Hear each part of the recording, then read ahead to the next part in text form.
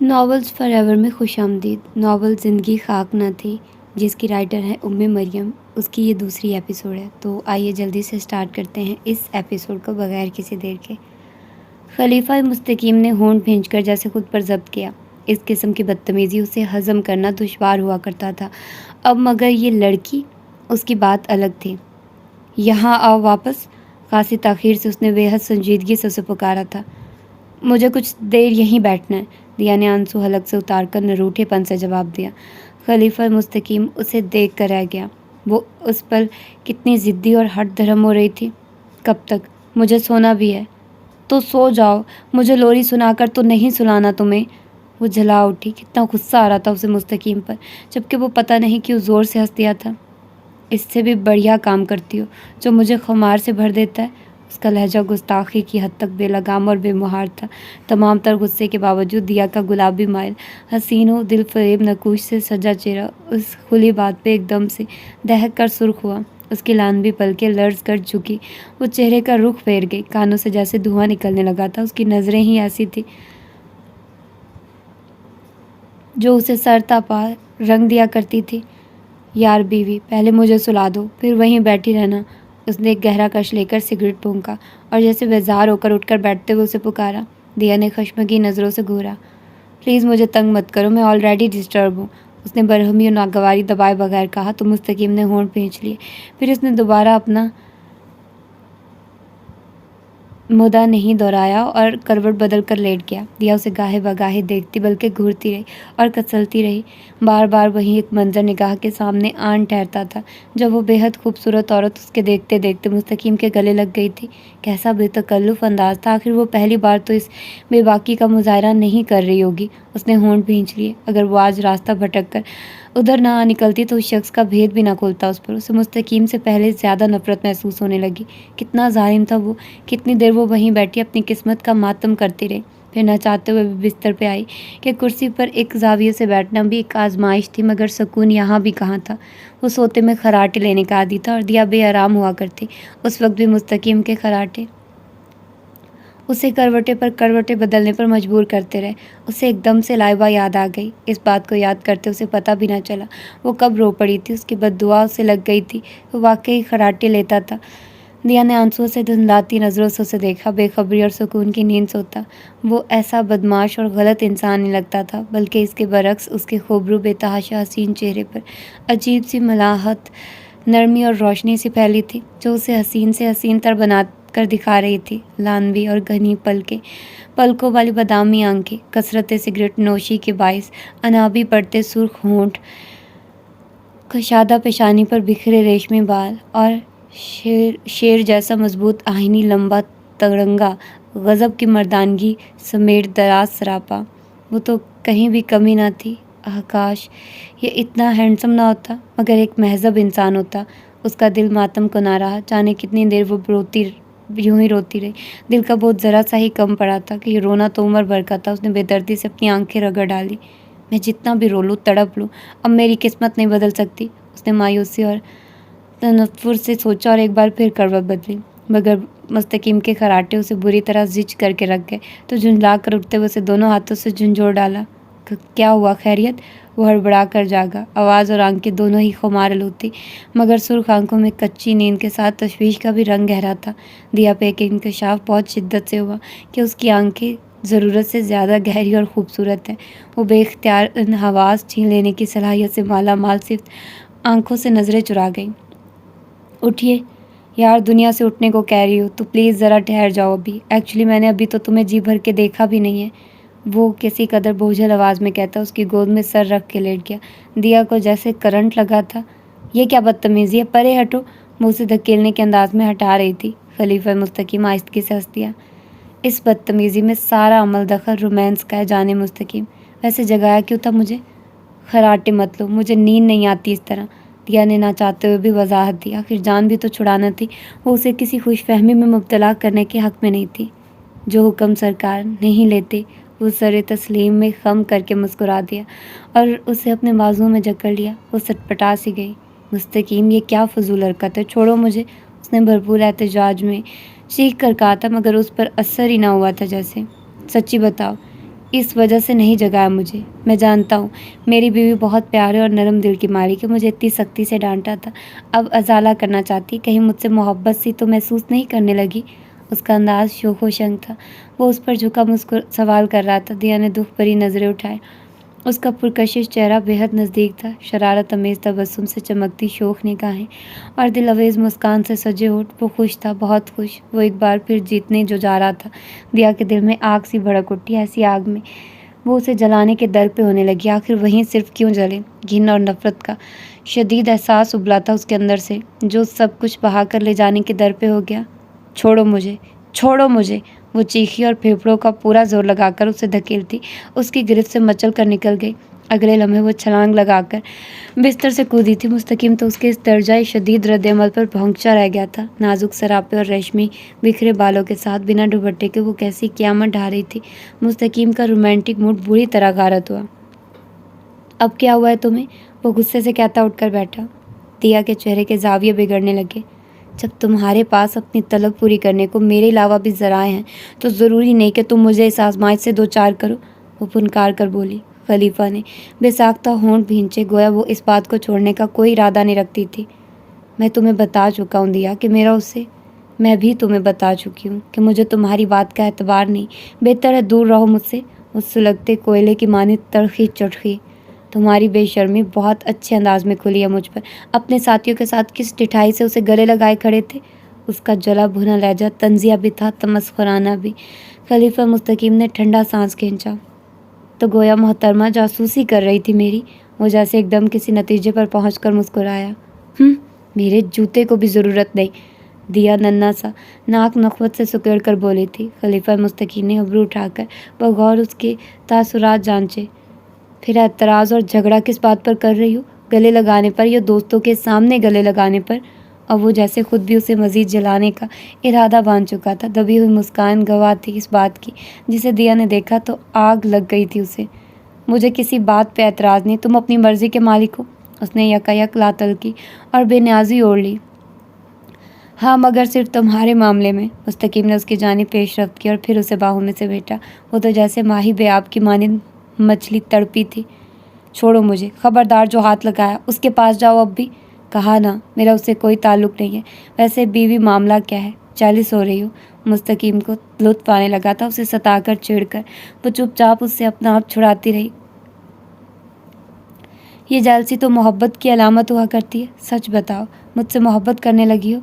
मुस्तकीम ने उसके हर लम्हा गुस्से से सुर्ख पड़ते चेहरे को शरारती मगर गुस्ताखाना नज़रों से देखा। रहो खुशफहमी में मुब्तला। वो उसे अपना आप छुड़ाकर फासले पर जा बैठी और हकारत भरे अंदाज में कहा, यहाँ वापस आओ बिस्तर पर दिया। अब की बार वो बोला तो उसका बेहद संजीदा लहजा उसी कदर ठहरा हुआ था, मगर दिया ने कहाँ परवाह की। नहीं आऊँगी, क्या कर लोगे? ज़बरदस्ती करूँगा। बीवी हो तुम मेरी ख्वाहिशात और ज़रूरियात का ख्याल रखना तुम्हारी अव्वलीन जिम्मेदारी है, जिसे भूल रही हो तुम। वो जैसे उसे जतला रहा था। लहजे में अब के नाराज़ी भी थी और खफीफ सी तलखी भी। दिया बुफरने लगी। जानती हूँ, और मैंने रखा था तुम्हारी ज़रूरतों का ख्याल। तुम गवाह हो कि मैंने कभी हाथ नहीं झटका था तुम्हारा, अपनी तमाम तर नफ़रत और नापसंदीदगी के बावजूद। मगर और नहीं खलीफा मुस्तकीम, अगर तुम्हारी तस्कीन और के भी सामान मौजूद है तो मैं क्यों ये मुशक्क़त सहूँ? वो भराई आवाज़ में चीखने लगी थी। खलीफा मुस्तकीम उसी कदर बदमज़ा हुआ। बको मत, मैं कह चुका हूँ मेरा उससे हरगिज़ भी कोई ताल्लुक़ नहीं है। वो बुरी तरह झुंझलाहट का शिकार होने लगा। यकीन किसको है तुम्हारी बात का? वो जवाबन गहरे तमस्खुर से बोली। खलीफा मुस्तकीम का गुस्सा 7वें आसमान को छूने लगा। उसने इस गुस्से में बढ़कर उसे पकड़ना चाहा था कि वो तेज़ी से उछलकर फिर फासले पर हुई। हरगिज़ भी नहीं, धमकी नहीं होगी मुस्तकीम, वरना तुम भुगतोगे। ज़बरदस्ती नहीं होगी, उसने धमकाने के अंदाज में उंगली उठाकर कहा तो खलीफा मुस्तकीम का चेहरा तौहीन और सबकी से सुर्ख पड़ने लगा। चैलेंज ना करो दिया, ख्वामखा मामला मत बिगाड़ो। शाबाश, बात मानो मेरी। वो पिचकार कर उसे समझाने लगा। दिया ने उसे तंतुर अमेज़ अंदाज में ज़ोर से सर झटक दिया। चैलेंज तो मैंने कर दिया है। मुझे ऐसे शख्स के लम्ब से भी नफ़रत है जिसकी इसी मनफी हरकत को मैं मोहब्बत का जुनून समझकर समझौता कर रही थी। दिल में गुंजाइश पैदा करके तुम्हें करीब आने से नहीं रोका। वो बेहद तेज़ लहजे में बोल रहा था। खलीफा मुस्तकीम एहसास शिकस्त से पागल होने लगा। तुम्हें पता है ना कि मैं हारता नहीं हूँ। बेकार उलझ रही हो मुझसे। اب کہ اس نے بھی اپنی صفائی دینے کا ارادہ ترک کر دیا تھا اور مقصد کی بات کی۔ اب تم ہارو گے مستقیم، دیکھ لینا، دیا کے لہجے میں جواباً تاؤ دلائی کیفیت تھی تو مسحور تھا۔ اوکے فائن، ابھی پتہ چل جاتا ہے۔ وہ ایک جھٹکے سے اٹھ کر اس کی جانب آیا، انداز بے حد جارحانہ تھا۔ دیا بے اختیار پیچھے سرکے۔ خبردار خلیفہ، ایک قدم بھی میری جانب مزید نہ بڑھانا، میں بتا رہی ہوں، میں ہرگز لحاظ نہیں کروں گی، سنا تم نے؟ اب کوئی مجبوری نہیں ہے میرے ساتھ، یہ بات تم بھی جانتے ہو۔ وہ بدستور پیچھے ہٹتی اسے باور کروانے کی کوشش میں مصروف تھی۔ سن لیا، جو کرنا ہے کر لو۔ خلیفہ مستقیم نے اس کی کلائی پکڑ کر ایک جھٹکے سے کھینچا۔ دیا اسی صورتحال کے لیے خود کو تیار کیے ہوئے تھی جب ہی پلک جھپکتے میں فروٹ کی ٹوکری سے جپٹ کر چھری اٹھا لی۔ اس کی یہ حرکت خلیفہ کی نظر میں نہیں آ سکی تھی جب ہی وہ اسے گرفت میں لے چکا تھا۔ دیا نے چھری والا ہاتھ بلند کیا۔ وہ خود کو نشانہ بنانا چاہتی تھی مگر اس کوشش میں ناکام اس طرح ہوئی کہ خلیفہ نے بالکل اچانک اس کا رخ پھیر لیا۔ چھری ایک جھونک میں پوری قوت سے مستقیم کے ہاتھ کو کاٹتی چلی گئی۔ خلیفہ تو حق دک ہوا ہی تھا، خود دیا بھی چکرا سی گئی، بلکہ بوکھلاہٹ دیکھنے والی تھی۔ خلیفہ کی گرفت ہلی پڑی تھی۔ وہ ششدر سا کبھی دیا کبھی اپنے زخمی ہاتھ کو دیکھ رہا تھا۔ دیا کا سارا غصہ، سارا تنتنا بھی ہوا ہو چکا تھا۔ وہ سکتہ زدہ سی اس کے کٹے ہوئے ہاتھ سے طرح سے بہتے خون کو پتھرائی آنکھوں سے دیکھتی رہی۔ رک کیوں گئی؟ آج ساری حسرتیں نکال لو، اگلی پچھلی، ہاتھ نہیں پکڑوں گا تمہارا۔ ویسے غلط جگہ پہ وار کیا، شہرک کاٹتی یا پھر پیٹ میں مار دیتی، لمحوں میں کام تمام ہوتا اور تمہاری جان چھوٹتی۔ وہ ہاتھ جھٹکتے ہوئے بہت رسان، بہت تحمل سے بات کر رہا تھا، نہ غصے میں تھا نہ ناراض، اس کے برعکس سرد موری تھی لہجے میں۔ دیا کا فق چہرہ متغیر ہونے لگا۔ وہ ابھی تک خوفزدہ آنکھوں سے اس کا بہتا خون دیکھ رہی تھی۔ وہاں وہ سنبھلی اور بستر پہ پڑا اپنا گلابی دوپٹہ لپک کر اٹھایا اور اس کے ہاتھ پہ لپیٹنے لگی۔ میں نے تمہیں نقصان نہیں پہنچانا چاہا تھا، بلیو می، میں جانتا ہوں۔ وہ اس کی بات کاٹ کر بہت جذب سے گویا ہوا۔ دیا نے خشک ہونٹوں پر زبان پھیری۔ بہت گہرا کٹ ہے، خون ضائع ہو رہا ہے خلیفہ۔ اس کے انداز میں گھبراہٹ و تشویش تھی۔ مستقیم کچھ کہہ بغیر اسے دیکھے گیا، پھر جو کچھ دیر قبل یکسر مختلف روپ میں تھی۔ اللہ جانے کون اصل تھا مگر یہ بہت پیارا لگا تھا اسے۔ اب کیا کرو گے؟ ہسپتال جانے میں تو کیا سمجھو میں تمہاری اس فکر مندی اور تشویش سے دبا محبت کرنے لگی ہوں مجھ سے؟ اس کی پریشانی، تشویش، گھبراہٹ سے بالکل برعکس بات کر رہا تھا وہ۔ دیا گمسم سی ہو کر آنسو بھری آنکھوں سے اسے دیکھتی رہ گئی۔ چلو خیر ہے، اس آزمائش میں نہیں ڈالتا تمہیں، امانت ہے نا، میں اسے مرہم پٹی کرا لیتا ہوں، تم پریشان نہیں ہو۔ وہ اس کا سر تھپک کر نرمی سے کہتا پلٹ کر باہر نکل گیا۔ دیا چادر گھسیٹ کر اوڑھتی اس کے پیچھے لپکی تھی۔ بہت گہرا کٹ تھا یار، اتنی بے احتیاطی، ہوا کیا تھا؟ امانت اپنا میڈیکل باکس کھولے اس کے ہاتھ کو ٹانگ کے لگا رہا تھا جو انگوٹھے کے درمیان سے آدھی ہتھیلی تک کٹ چکا تھا۔ امانت نے اس کی خاموشی کے جواب میں جب بے خیالی میں تیسری مرتبہ سوال کیا تو خلیفہ مستقیم کی معنی خیز نظریں بھرپور شرارت لیے دیا کی جانب اٹھ گئی۔ یار یہ رازداری کی بات ہے، تمہاری بھابھی خفا ہوگی اگر تفصیل بتا دی تو۔ دیا اس جواب پر بے اختیار ہونٹ بھینچ کے، اس کا چہرہ گلابی سے یخلق سرخ پڑ گیا تھا۔ کچھ کہے بغیر وہ ایک جھٹکے سے اٹھی تھی کہ امانت کو مسکراہٹ چھپاتے اس نے دیکھ کر صاف سبکی محسوس کی تھی۔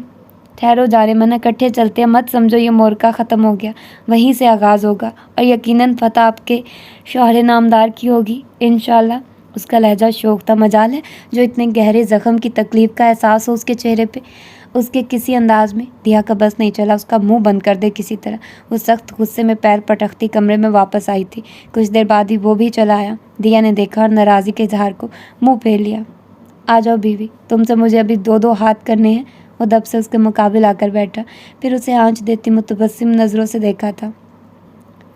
یار قسم سے کتنے رنگ ہیں تمہارے، مگر سچی بات ہے ہر رنگ پہلے سے جدا مگر بے حد حسین۔ سچ بتاؤ، تم مجھے اب بھی بہت پیاری لگ رہی ہو، اس وقت اور بھی زیادہ لگ رہی تھی جب میرے لیے فکر مند تھی۔ مجھے بے حد چیپ لگتے ہیں وہ مرد جو اپنے پرسنلز اپنے فرینڈ سے شیئر کرتے ہیں۔ وہ تلخی سے گویا ہوئی۔ ناراضی کی وجہ جان کر خلیفہ مستقیم نے کاندھے جھٹک دیے تھے، آنکھیں شرارت بھرے انداز میں چمکنے لگی۔ تو تمہیں بس یہ بات اچھی نہیں لگی، باقی سب تو ٹھیک ہے نا؟ وہ اس کی آنکھوں میں اپنی متبسم آنکھیں گاڑے گویا تصدیق کرا رہا تھا۔ غلط خیال ہے، میں ابھی بھی اپنی پہلی بات پر قائم ہوں، اس نے نروٹھے پن سے جواب دیا تو خلیفہ مستقیم نے ٹھنڈا سانس بھر لیا تھا، پھر اس کا ہاتھ اپنے ہاتھ میں پکڑا، نرمی سے سلایا اور ہونٹوں کے قریب لے جا کر کسی قدر محبت سے چوما تھا۔ دیا، کسی بھی عام عورت کو فریب دینا، اسے اپنی جانب متوجہ کرنا کسی مرد کے لیے، وہ بھی خوبرو مرد کے لیے ہرگز مشکل کام نہیں، مگر وہ عورت جس سے وہ عشق کرتا ہے اس میں اسے سچے موتیوں کی سی جھلملاہٹ محسوس ہوتی ہے۔ پھر تو جس عورت سے مرد عشق کرتا ہے وہیں اس کے لیے دنیا کی سب سے حسین عورت ہوتی ہے، اس لیے اس کے سامنے دنیا کی ہر خوبصورتی مانند پڑنے لگی ہے۔ اس کے لیے اسی ایک عورت میں پوری دنیا سمٹ کر آ جاتی ہے، اور یہ عورت شمائلہ جسے تم نے آج میرے ساتھ دیکھا، تمہیں شاید یقین نہ آئے، تم سے بہت پہلے میری زندگی میں شامل ہو چکی ہے، مگر میں نے تب بھی اسے کبھی اہمیت نہیں دی۔ پھر اب بھلا یہ کیسے ممکن تھا؟ وہ خود مجھے پسند کرتی ہے، مجھے اپنی جانب مائل کرنے کو اس قسم کی حرکتیں کرنا اس کا معمول ہے، اس کے باوجود کہ اسے کبھی کامیابی نہیں ہوئی۔ اس بات کی گواہی تمہیں یہاں کا ہر فرد بھی دے گا، اور خود شمائلہ بھی۔ اگر تم چاہو تو میں یہ بھی کر سکتا ہوں۔ وہ کتنے رسان، کتنی نرمی سے اسے سمجھا رہا تھا، گویا اسے اپنے حق میں رام کر رہا تھا۔ دیا نے ہونٹ بھینچ لیے، دل نہ بھی مانتا تھا تب بھی اس نے مزید بحث نہیں کی۔ جناب، آپ کو یقین آیا میری بات کا؟ تم میرے لیے وہ عورت ہو جو محبوبہ قرار پاتی ہے، جس میں ستاروں کی روشنیاں پھوٹتی ہیں۔ میں تمہاری آمد سے قبل تک تمہارے انتظار میں خود کو سنبھال کر رکھتا رہا ہوں۔ تم خود سوچو دیا، اگر تم پارسا تھی تو میں کیسے پلید ہو سکتا تھا؟ اللہ کا وعدہ ہے، پاک عورتوں کے لیے پاک مرد۔ یار تمہیں مجھ پر اتنا شک کیوں ہے؟ مجھے تو تمہاری معصومیت، پاک بازی پہ ذرا برابر بھی شک نہیں کہ انتخاب ہی اس بیس پر ہوا تھا تمہارا۔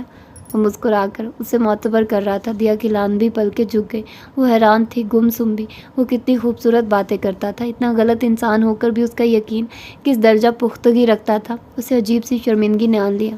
چلو آؤ سوتے ہیں، میں رات بہت ہو گئی ہے۔ وہ اٹھ کھڑا ہوا تھا۔ پانی کے ساتھ درد رفع کرنے والی دوا لیتا ہوں، اسے مخاطب کر کے بولا۔ دیا اب بھی کچھ نہیں بولی، آ کر بستر پر اپنی جگہ لیٹ گئی۔ یہاں آ جاؤ، میرے کاندھے پر سر رکھو، ورنہ مجھے لگے گا تم ابھی بھی مجھ سے خفا ہو۔ دیا نے پھر اسی خاموشی سے اس کی بات مان لی، مستقیم اس کی آنکھوں میں جھانک کر نرمی سے مسکرایا۔ دیا اس کی قاتل مسکان سے خائف ہوتی بے اختیار نظریں چرا گئی تھی۔ لا یعنی سوچیں اس کا دماغ خراب کرنے لگی تھی۔ انہی سوچوں سے پیچھا چھڑانے کو اس نے خود کو مصروف کرنا مناسب سمجھا۔ کمرے کی صفائی کا ہی اس نے پہلے ارادہ باندھا۔ بستر کی چادر جھاڑ کر بچھائی، جو میلی صاف محسوس ہوئی تو اسے نے اتار دیا۔ الماری سے دوسری دھلی ہوئی سفید چادر نکال کر بچھا دی، فرنیچر پہ موجود گرد کو صاف کیا، پھر جھاڑو اٹھا کر فرش صاف کیا۔ اسی کام سے فارغ ہوئی تو کمرے سے نکل آئے۔ اسے بہرحال مصروفیت چاہیے تھی جو عجیب و غریب سوچوں سے چھٹکارا بخش تھی۔ ایک طرف آہٹ محسوس کی تو راہداری عبور کر کے اسی جگہ آ گئی۔ اندر جھانکا تو اندر اندازہ ہوا کچن ہے، کوئی رخ پھیرے کھڑا، جلتے اسٹوو پہ کچھ پکانے میں مصروف تھا۔ دیا متوجہ کرنے کو دانستہ کھنکھاری تو وہ جو کوئی بھی تھا بے ساختہ پلٹا۔ اسے دیکھا تو گھبرا کر بخلا کر سلام کیا۔ وہ 18-20 سال کا ایک درمیانے قد کا کاٹ کا لڑکا تھا۔ کیا کر رہے ہو یہاں؟ اس کے لہجے میں غیر محسوس انداز میں مالکانہ حقوق در آیا، جسے خود اس نے بھی غالباً محسوس نہیں کیا تھا۔ میں بشیر ہوں جی، یہاں کھانا پکانے، کپڑے دھونے اور صفائی وغیرہ کی ڈیوٹی ہے میری۔ اوکے، اب تم نکلو کچن سے، اس نے نرمی مگر قطعیت بھرے انداز میں کہا تو بشیر کی آنکھیں حیرت کی زیادتی سے پھیل گئی۔ جی، اس کے انداز میں غیر فہمی واضح تھی۔ اوف ہو بھائی، آج سے کھانا میں پکاؤں گی، فکر نہ کرو، تمہاری نوکری نہیں چھوٹے گی۔ چوروں کے پاس حرام کا پیسہ بہت، تمہیں تنخواہ دیتے رہیں گے، وہ تنزیہ کہتی اسے کچن بدر کر کے خود اس کی جگہ پر کھڑی ہو گئی۔ چولہے پہ موجود کوکر میں جھانکا، گوشت کا سالن بھوننے کے مرحلے میں تھا۔ وہ مسالہ بھوننے لگی، ساتھ میں کچن میں دیگر سامان کا جائزہ بھی لینے میں مصروف رہی۔ ضروریات زندگی کی خوراک کا اتنا وسیع ذخیرہ موجود پا کر اس کے ہونٹوں پر تلخ مسکان بکھر گئی تھی۔ اس کے لیے سلاد سبزیاں الگ کی تھی، ساتھ میں سالن تیار کرتے وہ سلاد کاٹنے لگی۔ جب بھی وہ کھنکھارتا وہ اندر چلا آیا تھا، دیا نے گردن موڑ کر محض ایک نظر اس پر ڈالی، پھر اسی لاتعلق انداز میں اپنا کام کرنے لگی۔ میں واپس آیا تو تم کمرے میں نہیں تھی۔ فطری گھبراہٹ میں مبتلا ہوتے ہر جگہ دیکھ ڈالا، تب بشیر نے بتایا تم یہاں ہو، تمہیں کیا ضرورت ہے اس مشقت میں پڑنے کی؟ اس کے نرم سفید مومی ہاتھ بہت محبت سے تھامتا ہوا بے حد جذب سے کہہ رہا تھا۔ دیا کا چہرہ سپاٹ رہا۔ کھانا کب تک کھاتے ہو تم لوگ؟ اس نے اپنا ہاتھ چھڑاتے ہوئے نخوت سے پوچھ رہی تھی۔ آج تمہارے ساتھ کھاؤں گا۔ وہ اس کے قریب آ گیا اور اسے پیچھے سے بازوؤں کے حصار میں لے لیا۔ کمرے میں جاؤ، کام کرنے دو مجھے، اس کی آنکھوں میں شوق رنگ لہراتے پا کر دیا نے ناگواری دبائے بغیر برہمی سے کہا۔ ایسے کام کرتے تم بہت اچھی لگ رہی ہو۔ ریلی، سنا ہے جو بیوی شوہر کے دل پہ حکومت کرنا چاہتی ہے وہیں اس کا گھر بھی اچھا سنبھالتی ہے۔ یہ بدلا ہوا انداز، یہ کمپرومائزنگ سٹائل، کہیں مجھ سے محبت تو نہیں ہو رہی؟ اس کا شریر انداز لگاوٹ امیز تھا۔ دیا کا موڈ اس हर वक्त की रागनी से ख़राब हुआ था। क़यामत तक आस लगाए बैठे रहना, हसरत लिए ही मरोगे, वो फुनकारने लगी। खलीफा मुस्तकीम को ये भी लफ्ज़ी छेड़छाड़ जितना लुत्फ़ देती थी वो इस कदर सुलगती, मगर उस वक्त उसके चेहरे पर एक रंग आकर गुजर गया। दिया का ये तीखा और तुर्श अंदाज उसे हर बार यही बावर करवाता था कि उसकी हर कोशिश शदीद नाकामी से दो चार हो चुकी है। उसकी मोहब्बत बेअसर रही है। वो होंठ भींचे खामोश खड़ा, खुद पर जब्त करता रहा, खुद को कंपोज करता रहा। इससे कबल के कोई मज़ीद बात करता, बशीर ने आकर मदाखलत कर दी थी। साहब, आपको अमानत साहब बुला रहे हैं बड़े कमरे में। खलीफा मुस्तकीम ने गहरा सांस भर के दिया को देखा और माहौल का तनाव कम करने को दानता मुस्कुराने लगा। उफ, वो जालिम समाज को कैसे खबर हो गई मैं इस वक्त यार दिलदार के पास हूँ। चलो यार, आता हूँ मैं। वो दिया पे हसरत ज़दा निगाह डालता हुआ सर दा भर के लम्हा भर को उसके पास थमा। हासिल इश्क क्या बताऊँ मैं, कुर्ब बोया था हिजर काटते हैं। दिया ने उसके लहजे की तशनगी और इज़्तिराब को साफ महसूस किया था, मगर कोई तासुर चेहरे पर नहीं आने दिया। वो होंठ भींचता हुआ पलटकर तेज़ी से बाहर निकल गया। तब दिया ने सुख का सांस लिया था। अबर आलूद होते मौसम ने सर्दी की शिद्दत में एकदम कुछ मज़ीद इजाफा कर दिया था। कई दिनों बाद आज धूप निकली थी, वो भी कमज़ोर और मध्यम सी। उसने स्वेटर पहना, गर्म शॉल लपेटी, मोज़े चढ़ाए और बाहर निकल आई। उसे पता था इन सब के साथ आज मुस्तकीम भी देर तक सोएगा, कि कल की रात खलीफा मुस्तकीम समेत सब वैसे भी गायब रहे थे और अभी कुछ देर कबल लौटे थे। वो जान सकती थी ये जाना किस मकसद का जाना था। दिल में वही दर्द हलकोरे लेने लगा था। एक और घर बर्बाद होने जा रहा था और वो कुछ भी करने से कासिर रही थी। बहुत चाहा ज़हन बढ़ जाए, मगर वो सो नहीं पाई थी और सारी रात आंखों में काट दी। रात का जिस पल आखिरी पहर भी इख्तिताम पजीर था, जब उनकी आहटें सुनाई दी थी। खलीफा मुस्तकीम अंदर कमरे में आया तो उसे खिड़की की जानिब रुख फेरे देखकर चौंका। आज जल्दी उठ गई तुम? वो उसे मतवजे करने को खनखारा। दिया ने खफीफ सा चौंक कर लम्हा भर को गर्दन मोड़कर उसे देखा। ज़रूर, मगर कोई तासुर दिए बगैर फिर से सीधी हो गई। खलीफा मुस्तकीम ने आगे बढ़कर दोनों हाथ उसके कांधों पर रख दिए। वो साकिन खड़ी रही। मैं रात भर नहीं सोई हूँ। उसके लहजे में तंज नहीं, बेबसी थी, लाचारी और कर्ब था। मुस्तकीम बहुत ज़ोर से चौंका। क्यों? उसका अंदाज इस्तेफामी सी नहीं, उलझन अमेज़ भी था, मगर वो किसी एहसास के तहत यकदम पुरजोश हो रहा था। अरे, कहीं तुम मेरी कमी तो महसूस नहीं कर रही थी? यार, ये तो बहुत ही अच्छी तब्दीली है। यानी तुम्हें वाकई मुझसे मोहब्बत होने लगी है। रात भर जागी नींद के खुमार से सुर्ख होती आंखों में उम्मीद की रोशनी का उजलापन कितनी सरत से फैल गया था। चेहरा जोशो मसरत से तमतमाता हुआ था, मगर दिया का मूड हनूज ऑफ था, बल्कि कुछ मज़ीद बिगड़ गया। कहाँ गए थे तुम? वो दांत पीसकर अजियत के पुलसरात तय करने लगी। यार, जानती तो हो तुम, रोज़ी रोटी के वसीले। बकवास मत करो, बहुत बड़े झूठे हो तुम। लूटते हो लोगों को और समझते हो तुमने कमाई की है। ये वो फट पड़ी थी। खलीफा मुस्तकीम ने थमकर संजीदगी की निगाह से उसका लाल भभोका चेहरा देखा और गहरा सांस खींचता और बिस्तर की जानिब बढ़ते हुए किसी कदर रसान से गोया हुआ था। तुम्हें शुक्र अदा करना चाहिए, उल्टा झगड़ रही हो। रेली बीवी, आज पुलिस के हत्थे चढ़ते चढ़ते रह गए। बड़ी मुश्किल से जान बची, वरना आज लाजमी बेवा हो जाती तुम। तकिया सही करके लेटते हुए वो अपने तय से बहुत हौलनाक खबर सुना रहा था। दिया के चेहरे पर जहर खंड फैल कर रह गया। काश ऐसा हो जाता, किसी तरह सही जान तो छूट जाती तुमसे। उसका दिमाग गम गुस्से की ज़्यादती से उबल रहा था, जब भी हरगिज़ अल्फाज की संगीनी पे ध्यान न दिया। मगर मुस्तकीम का रंग ज़रूर पहले बेतहाशा पीला हुआ, फिर उसी लिहाज से सुर्ख पड़ गया। ऐसे लगने लगा उसकी आंखों से अभी खून टपक पड़ेगा। इतनी नफ़रत करती हो मुझसे दिया? वो खासी ताख़ीर से बोला। तब भी उसका लहजा मदम और सता हुआ था, बल्कि किसी हद तक बेहद अजीब। दिया ने जवाबन लिहाज किए बगैर फिर आग उगलती आंखों से उसे देखा था और होंठ सुकोड़ लिए। आखिर कैसे यकीन करोगे इस एक बात का तुम? उसका लहजा हनूज तंज की आग में झुलसा हुआ था। खलीफा मुस्तकीम उठकर बैठ गया। जीन्स की जेब में हाथ डालकर उसने एक निस्बतन छोटा मगर जदीद तर्ज का रिवॉल्वर निकालकर उसके आगे बिस्तर पर फेंक दिया। ये लोडेड है, शायद इस वक्त इसमें 4-5 गोलियां हैं। तुम्हें पूरी इजाज़त है, तुम मुझे मार कर अपनी इस हसरत को पूरा कर लो। वो ख़तरनाक हद तक संजीदगी से कह रहा था। दिया ने उसे तनफुर से देखते हुए नफ़रत भरे अंदाज में सर झटका। मिस्टर खलीफा मुस्तकीम, मुझे ऐसा करना होता तो ख़ुद को तुम्हारे हाथों पामाल होने देती। वो सर तरीन लहजा मुस्तकीम को बेदर्दी से काट कर रख गया। उसने बहुत शिद्दत से होंठ भींच लिए। एक बार फिर उसे बहुत ज़्यादा ज़ब्त करना पड़ा था खुद पे काबू रखने में। کھڑے تیکھے ترش تاثرات لیے کھڑی یہ لڑکی اپنی تمام تر بدتمیزی، گستاخی اور بے لحاظی کے باوجود اسے بہت عزیز، بہت پیاری تھی۔ میں نے نکاح کیا ہے تم سے دیا۔ اس نے صرف دفاع نہیں کیا، احتجاج بھی بلند کیا۔ عجیب سی بے بسی چھلک رہی تھی اس پل اس کے چہرے سے۔ ہاں بالکل، لیکن واضح رہے، گن پوائنٹ پر، وہ زور سے پھنکاری، اور خلیفہ مستقیم لاجواب ہو کر رہ گیا تھا۔ دیا اسی گھسیلے موڈ میں کمرے سے نکل گئی، کچن میں آ کر ناشتہ تیار کیا اور پھر کمرے میں واپس آ گئی۔ وہ کروٹ کے بل لیٹا، شاید سو رہا تھا۔ دیا نے اس پر نگاہ غلط انداز ڈالے بنا اپنے جوتے پہنے اور دروازے سے نکل آئی۔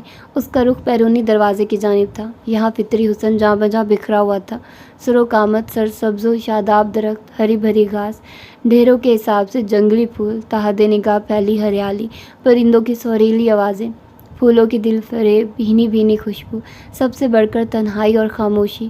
وہ ایک درخت کے چوڑے تنے سے ٹیک لگا کر بیٹھ گئی۔ دل بے حد اداس تھا، آنکھوں کے گوشے نم ہوتے جا رہے تھے۔ زندگی کا ایسا رخ سامنے تھا جس کا ہر پہلو تکلیف دہ تھا۔ وہ خود فراموشی کی چادر اوڑھنے کی کوشش میں ہلکان ہوتی جاتی تھی، مگر حقیقت کی کربناکی ہر طرح سے اپنا احساس بخشتی تھی۔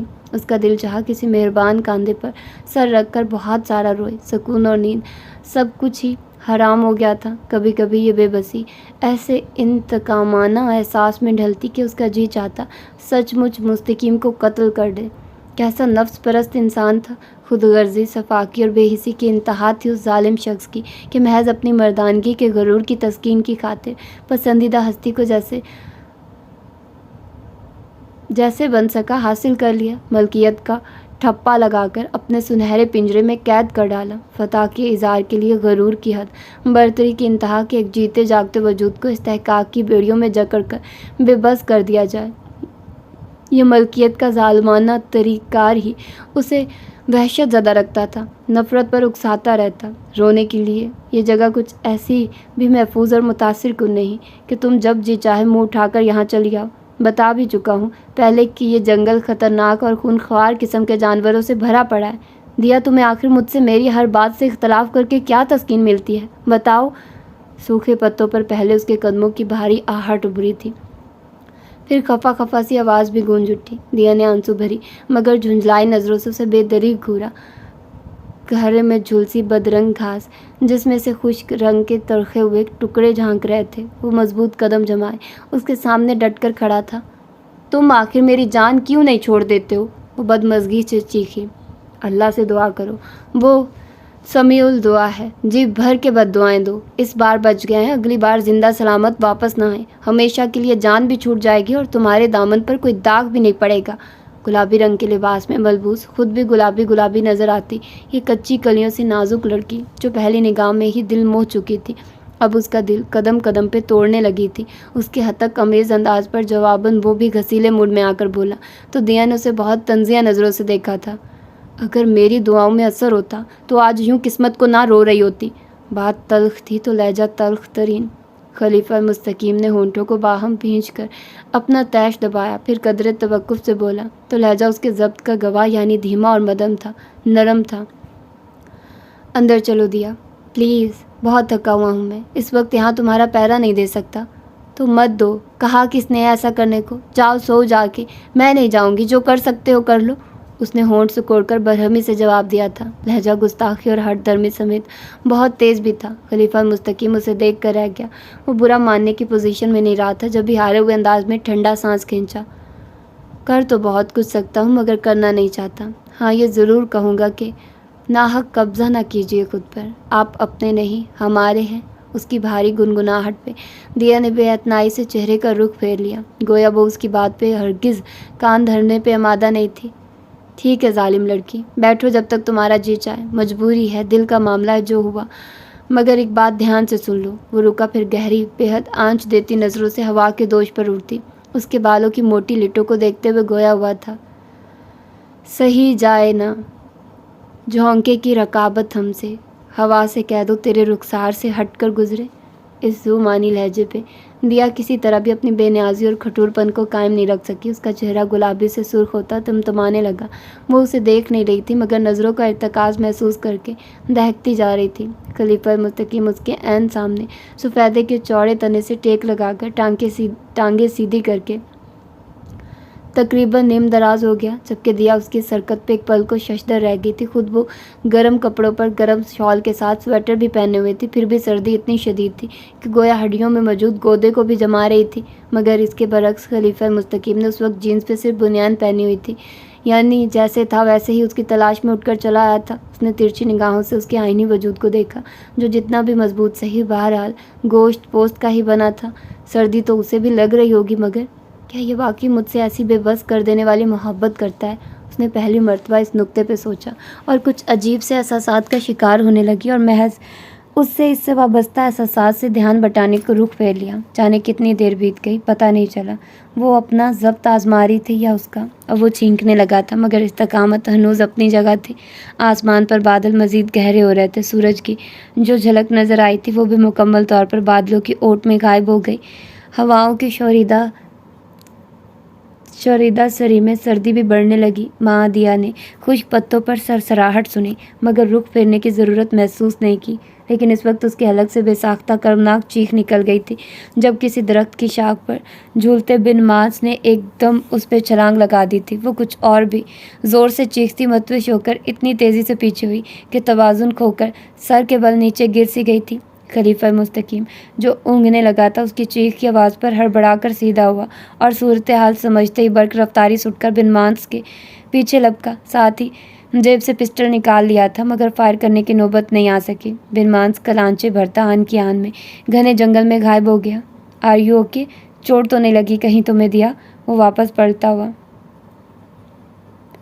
اس کے نزدیک آ کر کتنی فکر مندی، کس درجہ تشویش سے سوال کر رہا تھا۔ وہ ابھی تک بدحواس تھی۔ مستقیم نے نرمی سے اسے سہارا دے کر اٹھنے میں مدد دی۔ آئی ایم سوری یار، پتہ نہیں کیسے آنکھ لگ گئی میری۔ کوئی قصور نہ ہونے کے باوجود وہ کتنا شرمندہ تھا اور معذرت کر رہا تھا۔ دیا نے جواب میں کچھ نہیں کہا اور اٹھنے کے بعد کپڑے جھاڑتے ہوئے خوفزدہ نگاہوں سے جنگل کی سمت دیکھنے لگی جبکہ مستقیم اسے دیکھ رہا تھا۔ آؤ اندر چلو پلیز۔ وہ اسے اب بھی کچھ جتلائے بغیر نرمی سے اسے قائل کر رہا تھا کہ اس پر دہشت کے غلبے کو محسوس کر چکا تھا۔ اپنا ہاتھ ڈھارس بندھانے کو اس نے دیا کے شانے پر رکھا تو جانے کس جذبے کے تحت وہ سرک کر اس کے بالکل نزدیک آ گئی۔ یہ پہلا موقع تھا کہ اس نے از خود ان فاصلوں کو گھٹایا تھا۔ مستقیم خوشگوار حیرت میں گر کر اسے تکنے لگا مگر وہ متوجہ نہیں تھی، وہ ہنوز سہمی ہوئی تھی۔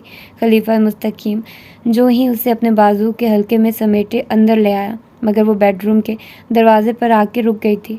تم جاؤ اندر، مجھے کچن میں کچھ کام ہے۔ مستقیم کی سوالیہ نظروں سے نظریں پھیر وہ آہستگی سے کہتی آگے بڑھ گئی۔ تازہ چائے بناتے اس نے آملیٹ اور پراٹھے بھی تیار کیے تھے، چائے کا مگ اور ابلے انڈے۔ ٹرے میں ناشتے کے لوازمات سیٹ کر کے اس نے ٹرے اٹھا لی۔ جس وقت وہ دوبارہ کمرے میں آئی مستقیم کمبل میں دبکا تقریباً غنودگی میں جا چکا تھا۔ اس نے ٹرے میز پر رکھ کر اس کا کمبل کھینچا۔ اٹھو۔ کیا ہے یار بیوی؟ مستقیم نے سرخ دیکھتی ہوئی آنکھیں کھول کر ذرا کی ذرا اسے دیکھا۔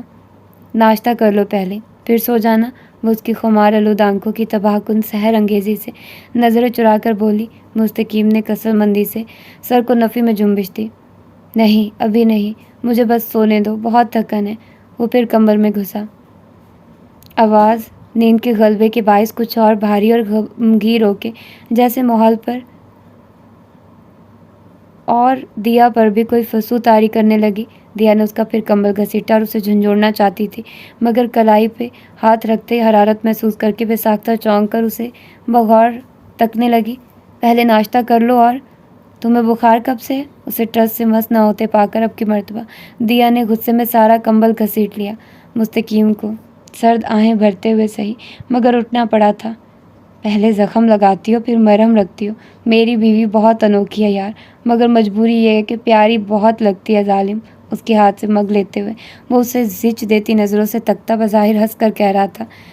وہ جانے کیوں جھس بھس سی ہو گئی، اسے سمجھ نہیں آ رہی تھی اسے آخر اسے ہمدردی کیوں محسوس ہوئی۔ کچھ دیر اس سوال کو لے کر الجھتی رہی جبکہ مستقیم اسے گہری نظروں سے دیکھتا ناشتہ کرتا رہا تھا۔ آ جاؤ زوجہ، کر لو ناشتہ تم بھی یار، حسرت لے کر نہ مر جاؤں کہ میری بیوی کبھی مجھے اس قابل ہی نہیں سمجھ لیتی۔ وہ اسے دعوت بھی دے رہا تھا تو اپنے مخصوص شوخ و شنگ بے حد رومانٹک انداز میں جس سے دیا کی جان جلتی تھی۔ تم نے میری بات کا جواب کیوں نہیں دیا؟ وہ ابھی تلک اس سوال کے جواب میں چکراتی تھی، اپنا دھیان بٹانے کو بولی۔ کون سی بات جانے من؟ اس کی سرخ ڈوروں سے سجی خوابناک آنکھوں میں استجاب تھا۔ دیا کچھ اور جھنجھلا گئی، تبھی تڑخی۔ जब से तुम्हें देखा यार, मैं समझता था तुम्हें हासिल कर लूँगा तो दिल करार पा लेगा, मगर दिल भी मेरी तरह पागल है। देखो अब तुम्हारी मोहब्बत, तुम्हारी तवज्जो, तुम्हारी चाहत का तलबगार है कोई बात करने की, निरा दीवाने का ख्वाब। पता नहीं वो कितना संजीदा था, अलबत्ता उसकी नज़रों में अजीब सी तशनगी ज़रूर थी।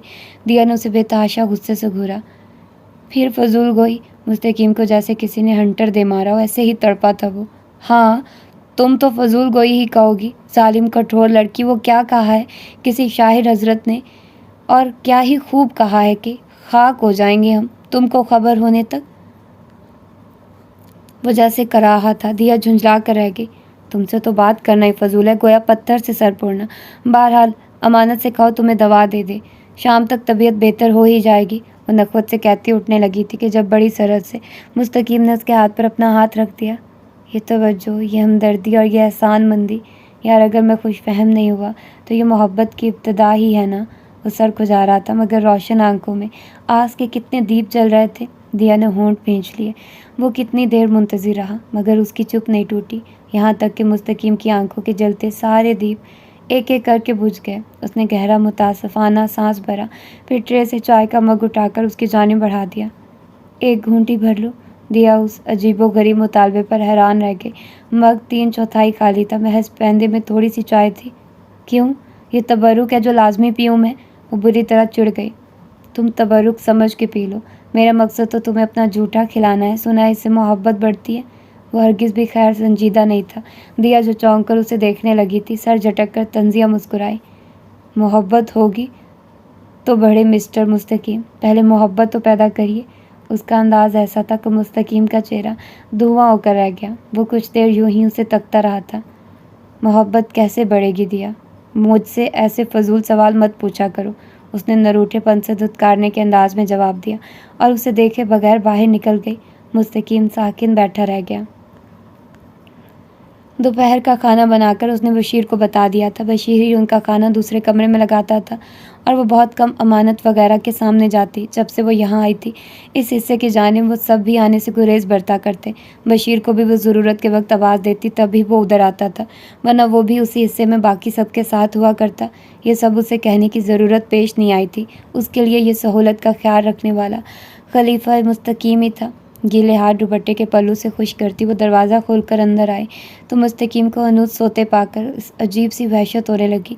दिन ढल रहा था, वो सुबह का सोया हुआ था, फिर तबीयत भी ठीक नहीं थी। उसके कहने के बावजूद ज़िद्दी ऐसा था कि दवा नहीं ली थी। अपने हाथ से खिला दो। उसे उसका मुतालबा याद आया।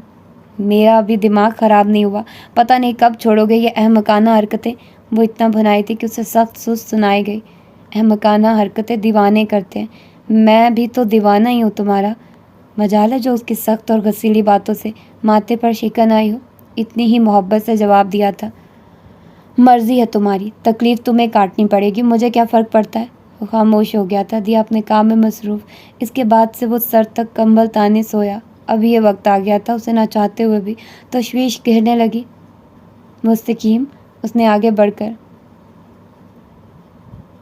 उसे बेसाख्ता पुकारा। जवाब न दारुद उसके दिल को जैसे बेकली ने जकड़ लिया। जब ही तेज़ी से झुककर उसे ज़ोर से झंझोड़ के रख दिया। उफ हो, क्या हो गया यार, सो तो लेने दिया करो। उसकी मध्यम आवाज़ बेहद बोझल थी, मगर दिया को तो उसकी आवाज़ सुनकर ही सुकून सा आने लगा था। सरसरा उठने वाली वहशत को जैसे कोई किनारा मिला। इसमें क्या शक था कि उस जंगल बियाबान में एक वही आशना, वही महरम था। उसे कुछ होने का ख्याल भी दिया के अंदर सरासमगी भर जाता था। उसके साथी लिहाज करते थे तो वजह वही थी, वरना वो उनकी कुछ नहीं लगती थी। अब तबीयत कैसी है? वो बिस्तर के नज़दीक रखी कुर्सी पर आ बैठे। मुस्तकीम ने अंगड़ाई ली और उठकर बैठते हुए कमर पे तकिया रख दिया। गुर्बत की तेरी प्यास है, वैसे तो ठीक हूँ। एक दर्द दिल के पास है, वैसे तो ठीक हूँ। गर हो कुछ उम्मीद तो हो जाऊँ पुरसकूँ। एक बेवजह सी आस है, वैसे तो ठीक हूँ। दिया तो जैसे पूछ कर पछताई थी। मुस्तकीम के लहजे में खफीफ सी शरारत, अज़ली शोखी के साथ एक अनकहा सा दर्द भी था। उसका जैसे बस ही ना चलता था, वरना किसी बच्चे की तरह रोकर बिलक कर किसी भी तरीके उसे मना लेता, अपने हक में हमवार कर लेता। दिया ने कुछ ध्यान से गौर से उसे देखा। उसका लहजा, उसके अंदाज़े गुफ्तगू, उठने बैठने का महज़बाना अंदाज़ उसे बारहा चौंकाता जा रहा था। पढ़े लिखे लगते हो, अपनी क्वालिफिकेशन बताओगे? मुस्तकीम को उससे इस सवाल की कहाँ तवक्को थी। जब ही चौंक कर उसे देखा, फिर बेसाख्ता नज़रें चुरा गया। भजी चेहरे पर जैसे एक साथ कहीं रंग आकर गुजर गए। हर रंग अजियत और कर्ब में डूबा हुआ था। मुझे एक चाय का कप मिल सकता है? वो बात बदल गया था दांस्ता। मैं तुम्हारी नौकरानी नहीं हूँ, समझे? अपनी बात का यूँ नज़रअंदाज होना उसे सीख पा कर गया था। मुस्तकीम ने उसे के लाल भभोका चेहरे को देखते हुए बामुश्किल मुस्कुराहट छुपाई और उसका हाथ पकड़ लिया। बीवी तो हो ना, जिस पे मुझे सिर्फ शर्मिंदगी है, वो जवाबन घर आई। मुस्तकीम एकदम साकिन होकर रह गया। एक लफ्ज़ भी मुंह से निकाले बगैर वो उठकर कमरे से निकल गया। दिया बाद में भी कितनी देर झुलसती रही, होंठ कुचल कुचल कर जख्मी कर लिए, आंखों में बेतहाशा नमी उतरती जा रही थी। मुझको ख्याल है कि तू मेरा है, ए मरकज़े ख्याल तेरा क्या ख्याल है? आता है तो ख्याल मैं कितने ख्याल से, मुझको तेरे ख्याल का कितना ख्याल है? वो करवट के बल बहुत खामोश गुमसुम लेटी हुई थी जब मुस्तकीम उसके पीछे आकर लेटा और उसके कंधे पर सर टिकाकर आहिस्तगी से मगर मुतबस्सिम लहजे में गुनगुनाया था। वो कसमसाई और उसके हसार से निकलना चाहा। मुस्तकीम ने इस कोशिश को नाकाम बनाया और उसकी कमर में बाजू हमाल करके मज़ीद खुद से करीब कर लिया। वो दहकी और चेहरे पर बेबसी सज गई। आंखों में आंसू थे जिन्हें मुस्तकीम ने देखा था और कुछ देर यूं ही तकता रहा था। खफा हो अभी तक? वो उसकी नम पलकों पर होंठ रखकर सरगोशी में पूछ रहा था। दिया के अंदर मौजूद बेबसी लाचारी में डली और भीगी आंखें बरस पड़ी। मुस्तकीम ने सर दाब भरी थी। एक शाम ढले, तुम हंस के मिलो, बस एक हसरत काफ़ी है। तुम साथ रहो, सांसों में बसो, तुम पास रहो, बाहों में रहो, बस एक अनायत काफ़ी है। तुम दिल में रहो धड़कन की तरह, ख्वाबों में रहो यादों की तरह। इतनी भी मोहब्बत काफ़ी है, इतनी भी मोहब्बत काफ़ी है। अजीब अनोखी ख्वाहिश थी। वो फिर बेखुद हो रहा था। एक बार फिर उसे बाहों के घेरे में समेटे वो अपनी वारफतिगियों के किस्से सुनाने में मसरूफ़ था और दिया के अंदर रिमझिम बरसात होने लगी थी। शर्म से ज़्यादा उसका इस नागवार कुर्बत में अजियत से बुरा हाल हुआ करता। वो मर्द था, इजहार के मामले में बहुत बेशरम और बेबाक। वो औरत थी, लम्हा लम्हा करती और पामाल होती हुई बेबस औरत। बस आंसुओं पर इख्तियार था, सो जी भर के बहाती। जबकि खलीफा मुस्तकीम को मनपसंद कुर्बत मखमूर व मशहूर कर देती। उसके अंदर बाहर आसूदगी होती। मनपसंद औरत का लम्स कितना दिलअवेज़ और किस दर्जा होश रुबा होता है, ये वो अच्छी तरह जान चुका था। कैसा मुकम्मल हुस्न था दिया का, मबहूत कर देने वाला, इतना सहरकार कि जाहिद खुश्क भी बहक जाए। वो तो फिर आम सा इंसान था। उसे लगता दिया की जानिब देखना गोया सूरत से आँख मिलाना है। पहली बार तो वो उसका चेहरा देखते ही जैसे जादू के असर से मुंजमद हो गया था। ऐसी तशनगी अंदर उठी थी जिसने शराबी की ख्वाहिश से बेहाल कर दिया। सदियों आलम बरज़ख में झुलसता बदन जैसे किसी झरने के नीचे आ गया था। कितना सुकून था उसकी जुल्फ़ों की छाँव में, कितनी आसूदगी थी इस तकमील में। वो बिला झिझक दिया से भी इजहार कर जाता। सुना था मोहब्बत की नहीं जाती, हो जाती है। 100% सच है, बिला शोबा उस पर किसको इख्तियार नहीं। पहले सुना था, अब समझा है, तो लगता है जो सुना था वो सच है। जो होने पे आ जाए तो खलीफा मुस्तकीम को भी दिया के शहर में जकड़ देती है और अगर मज़ीद मेहरबानी करे तो दिया को भी खलीफा मुस्तकीम का असीर बना सकती है। मुझे अपने दिल पे इख्तियार नहीं दिया। वो दिन भी आएगा जब दिया को खलीफा मुस्तकीम से अदावत नहीं रहेगी बल्कि अदावत मोहब्बत में बदल जाएगी। और जवाब में वो उतनी गमज़दा थी कि कुछ नहीं कह सकी, कुछ भी दिल शकन सा। बस उसकी दोनों आंखों से शफाफ पानी का एक एक कतरा उमड़ा और पलकों पर आकर रुक गया। फिर उसी शाम के बाद जो रात आई उसमें वो कहीं जाने को तैयार था। वो क्या सभी और दिया का दिल मुट्ठी में आ गया। वो इस मज़मूम इरादे को जानती थी और लख्त लख्त हुई जाती थी। अपना ख्याल रखना, मैं जल्द आ जाऊँगा। कमरे से जाने से कबल वो लम्हा भर को उसके पास रुककर गाल सुलाते बोला था। सब जा रहे हो ना? वो सवालिया हुई। मुस्तकीम के गर्दन हिलाने पर होंठ भींच लिए। बशीर होगा यहाँ, घबराने की ज़रूरत नहीं। अकेला छोड़ के जा रहे हो मुझे? अगर जो मैं भाग गई? वो सुलगती नज़रों से उसे देखते हुए तंज कर गई थी। खलीफा जो दरवाजे की जानिब मुड़ चुका था चौंक कर पलटा और फिर बेतहाशा हंसता चला गया था। अब कोई ख़तरा लाहक नहीं रहा है जाने मुस्तकीम, मैं जानता हूँ ऐसा नहीं करोगी तुम। اس کے لہجے میں جو تھا وہ دیا کو توہین سے سرخ اور خجالت سے بوجھل کر کے رکھ گیا۔ مستقیم واپس پلٹا اور اس کے قریب آن ٹھہرا اور جھک کر اسے شانوں سے تھام لیا۔ وہ پوری طرح متوجہ تھا۔ دیا دانستہ دوسری طرف تکنے لگی۔ میں نے کہا تھا نا تم سے دیا، یاد کرو کہ ایک بار میرے نام ہو جاؤ پھر بے فکری ہی بے فکری ہے۔ اب تم میرے نام ہو گئی ہو، صرف میری ہو، میرے رنگ میں رنگ گئی ہو۔ اب کوئی خدشہ، کوئی ملال ہی نہیں۔ میں تب بھی جانتا تھا کہ تم جیسی لڑکی سے بے وفائی کا خطرہ نہیں ہوتا۔ مجھے اندھا اعتماد ہی تو تھا تم پر، جو اب مزید پختہ ہوا ہے۔ اور دیا اس اندھے اعتماد، اس درجہ سراہے جانے پہ سن بیٹھی رہ گئی تھی۔ کیا یہی نہیں تھی اصل محبت؟ کیا یہی نہیں تھا اصل اعتماد؟ وہ لمحوں میں اسے متغیر کر گیا تھا۔ عین ممکن تھا اپنے دعوے کے مطابق اسیر بھی کر لیتا۔ وہ اندر سے خائف ہونے لگی جب ہی اس کے ہاتھ زور سے جھٹک دیے۔ اب جاؤ، دیر نہیں ہو رہی تمہیں۔ وہ چٹ گئی، گویا اس کیفیت سے چھٹکارا نہ پا کر ہی جھنجھلا گئی۔ مستقیم شرارتی انداز میں دھیرے سے ہنس دیا۔ اگر کسی برے انسان میں بھی کوئی اچھائی دیکھے یا محسوس کرے تو اس کی تعریف عین ممکن ہے۔ اچھائی کے جذبے کو تقویت دے کر پروان چڑھا دے۔ اسی بہانے تعریف کر دو میری، دل خوش ہو جائے گا۔ وہ اسے چھیڑ رہا تھا۔ دیا اس درجہ درست قیافہ پہ صرف ششدر نہیں ہوئی، خائف بھی ہو گئی۔ جب ہی رخ پھیر لیا، یہاں تک کہ وہ مایوس ہوتا پلٹ کر چلا گیا تھا۔ تو خدا ہے نہ میرا عشق فرشتوں جیسا، دونوں انسان ہیں تو پھر کیوں اتنے حجابوں میں ملے۔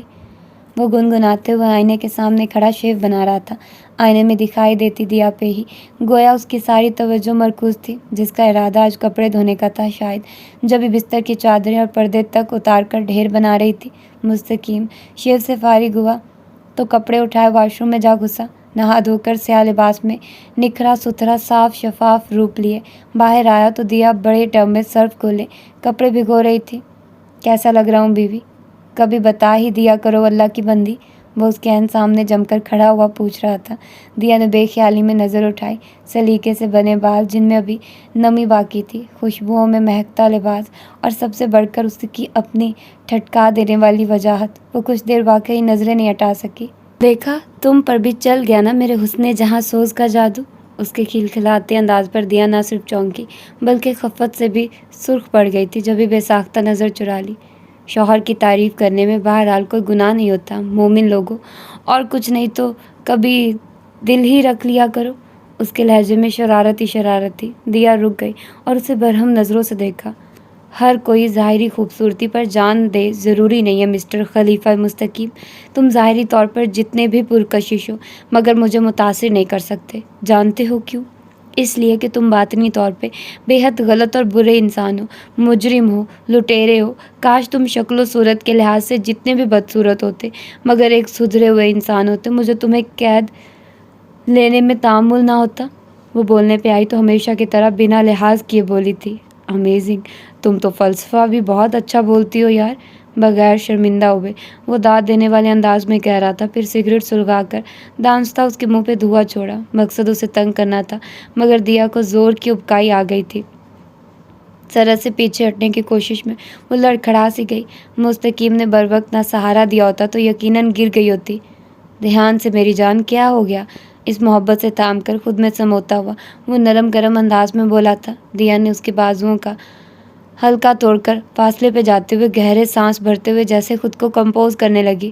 سگریٹ بند کرو، اس کی اسمیل سے میرا دل الٹ رہا ہے۔ اس کے چہرے پر بیزاری و اکتاہٹ سب تھی۔ خلیفہ نے کچھ چونکتے ہوئے بغور اسے دیکھا، فی الفور سگریٹ بجھا ڈالا۔ خیریت ہے دیا؟ اس سے قبل تو سگریٹ کی اسمیل سے تمہاری ایسی کیفیت نہیں ہوئی۔ نہیں ہوئی تو اس کا یہ مطلب ہے ساری زندگی ہو بھی نہ؟ جواباً وہ تقریباً جھلائی۔ اس کے ہر انداز سے بے پناہ درشتی جھلک رہی تھی۔ خلیفہ مسکرایا۔ اس کی مسکراہٹ میں ایک اسرار پوشیدہ تھا۔ ہاں بالکل ضروری نہیں کہ ہو بھی نہ، یعنی خوشخبری تو انسان کو کسی وقت مل سکتی ہے۔ اس کا لہجہ معنی خیز تھا جس پر دیا نے مطلق دھیان نہیں دیا، نہ غور کرنے کی ضرورت محسوس کی۔ خلیفہ اسے مزید اس موضوع پر کھل کر ضرور بات کرتا اگر جو اس وقت اسے حسام کا بلاوا نہ آ جاتا، جبھی وہ کچھ عجلت میں چلا گیا تھا۔ اسی شام چولہے کے آگے سالن پکاتے ہوئے دیا کو پھر اسی انداز میں ابکائیاں آنے لگی۔ سالن کے نیچے آنچ بھی دھیمی کیے بغیر وہ منہ پر ہاتھ رکھ کے کچن میں ہی سنک کے اوپر جھک گئی۔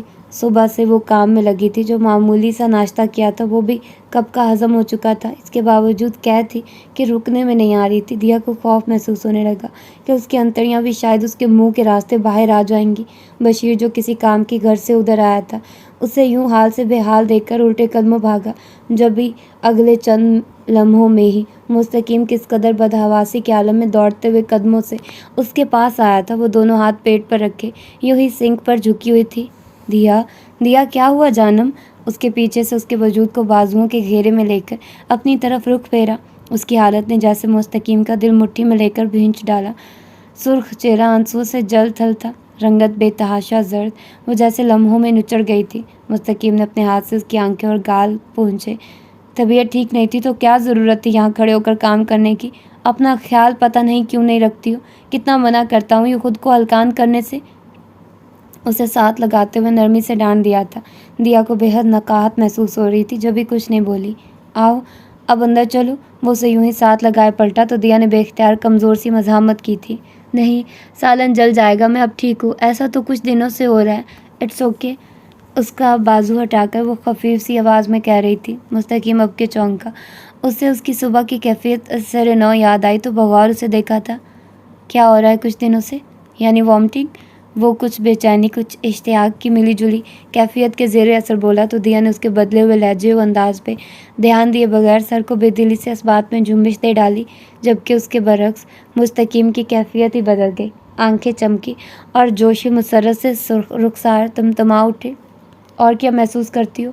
मसलन चक्कर वगैरह भी आते हैं ना? वो उसे कंधों से थाम कर ज़बरदस्ती अंदर ले आया था। दिया उसके सवालों पर कितनी हैरान नज़र आई थी। हाँ, मगर तुम्हें कैसे पता?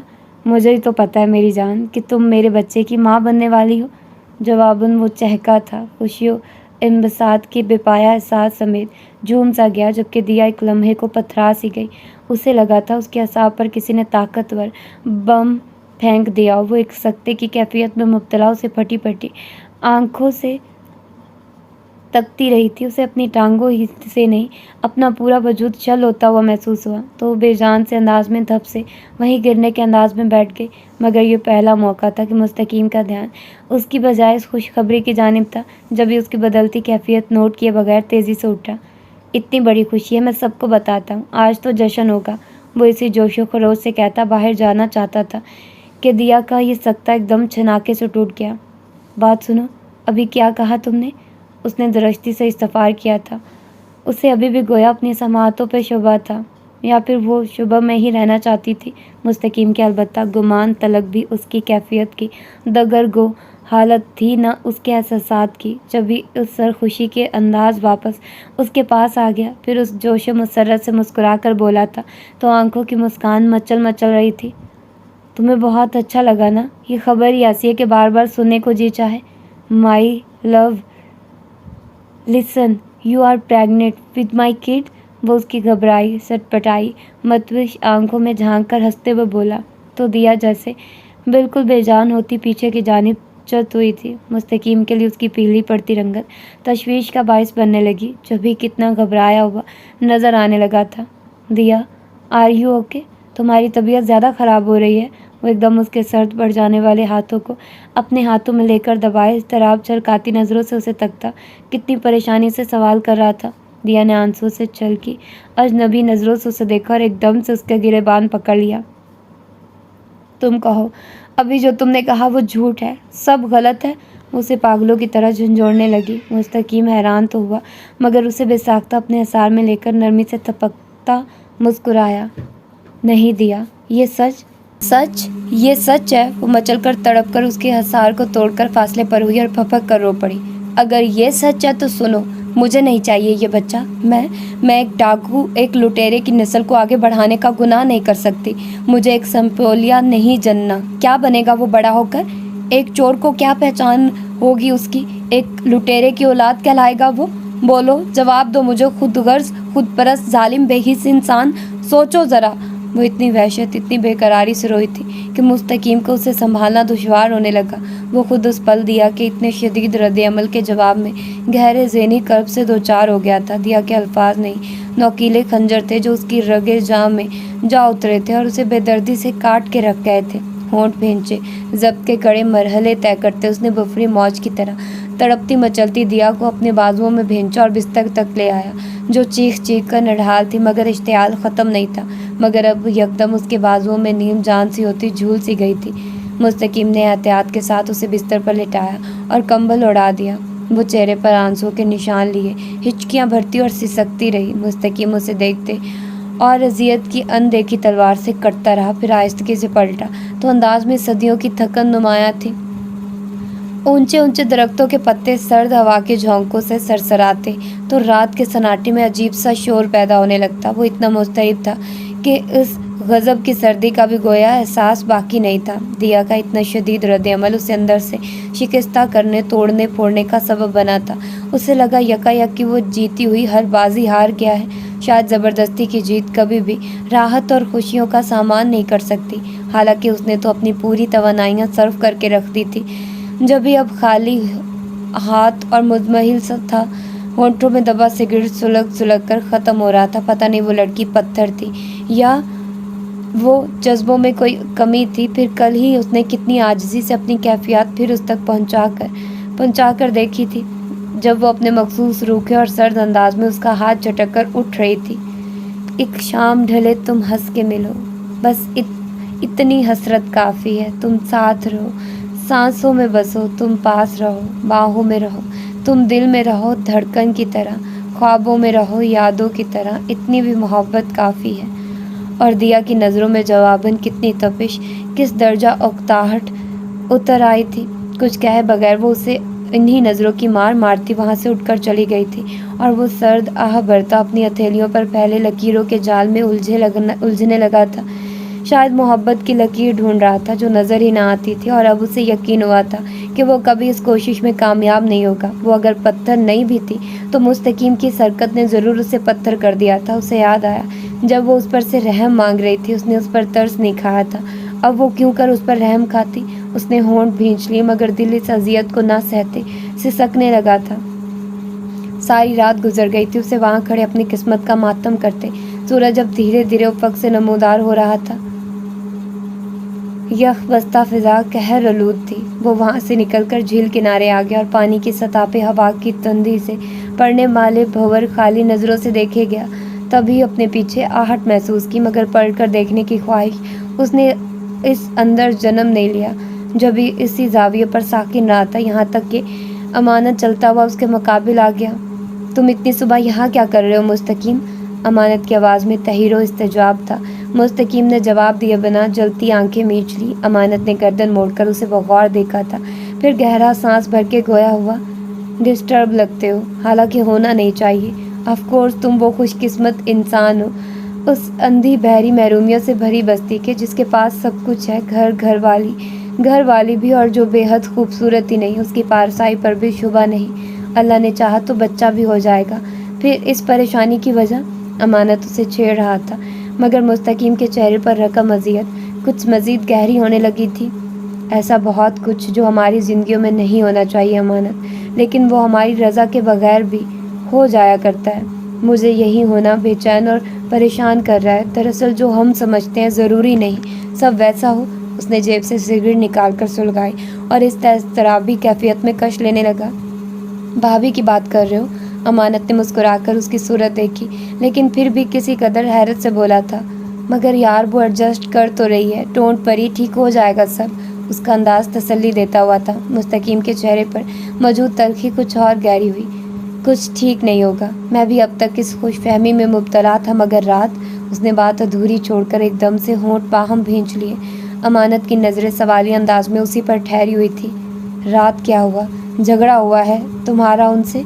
मुस्तकीम होंठ को चलता रहा, फिर बेहद बेदिली की कैफियत में सिगरेट झील के पानी में फेंक दी। शोला बुझने की हल्की सी आवाज़ उभरी और सिगरेट पानी में जाते ही खुलकर तंबाकू और राख सतह पे तैरने लगी। मुझे अफसोस है, मुझे अपनी ज़्यादती का एहसास उस वक्त हुआ जब अजाले का वक्त गुजर चुका था। क्या मतलब? अमानत को तहीर ने आन लिया। वो शशदर होता आंखें फाड़े उसे तकने लगा। यह किसी भी लिहाज से वो मुस्तकीम नहीं था जिससे वो आगाह था। अखड़, ज़िद्दी, मगरूर और हट दरम, जो सिर्फ अपनी ही मनमाना जानता था। مگر اس ایک لڑکی کی بدولت اس نے خلیفہ مستقیم میں کیسے کیسے نہ تغیراتے دیکھ لیے تھے۔ ہاں، محبت ایسا ہی تو باکمال جذبہ ہے۔ اسے نیم دیوانی ہوتی شمائل یاد آئی، جو مستقیم کی تمام تر بے اتنائی کے باوجود اس پر دل و جان سے فریفتہ تھی۔ پھر وہ خود تھا، جانتا بھی تھا شمائل اس سے نہیں، مستقیم سے عشق کی حد تک عقیدت رکھتی ہے، مگر وہ اس سے محبت کرنے پر مجبور تھا۔ وہ پریگننٹ ہے، مگر وہ میرے جیسے عادی مجرم کے بچے کو جنم دینے کو تیار نہیں ہے۔ امانت کو سوچو کہ بھنور سے کھینچ لانے کا باعث خلیفہ مستقیم کی آواز بنی تھی، جو بے حد نیچی اور مدھم تھی، دکھ کی آنچ سے پگھلتی۔ اس نے چونک کر مستقیم کو دیکھا۔ اس کی آنکھیں اتنی سرخ تھی کہ لگتا تھا ان سے کسی بھی لمحے خون چھلک پڑے گا۔ وہ کیا کہتا، چپ بیٹھا، اس کا دکھ سہتا رہا۔ کتنی دیر اسی کیفیت میں گزری تھی، پھر اس کا ہاتھ پکڑ کر کھڑا ہوتا ہوا نرمی سے ٹوک کر بولا تھا، آؤ اندر چلیں، پتہ نہیں کب سے یہاں بیٹھے ہو، اپنی رنگت دیکھو، بالکل نیلی ہو رہی ہے سردی کے باعث۔ مستقیم نے آہستگی سے اپنا ہاتھ اس کے ہاتھ سے نکال لیا۔ تم چلو، آ جاتا ہوں کچھ دیر میں بھی۔ اس جواب پر امانت بے بس سا ہوتا اسے تکنے لگا۔ جانتا تھا وہ اس کی بات نہیں مانے گا، چاہے وہ اپنا سر کیوں نہ پیٹ لے۔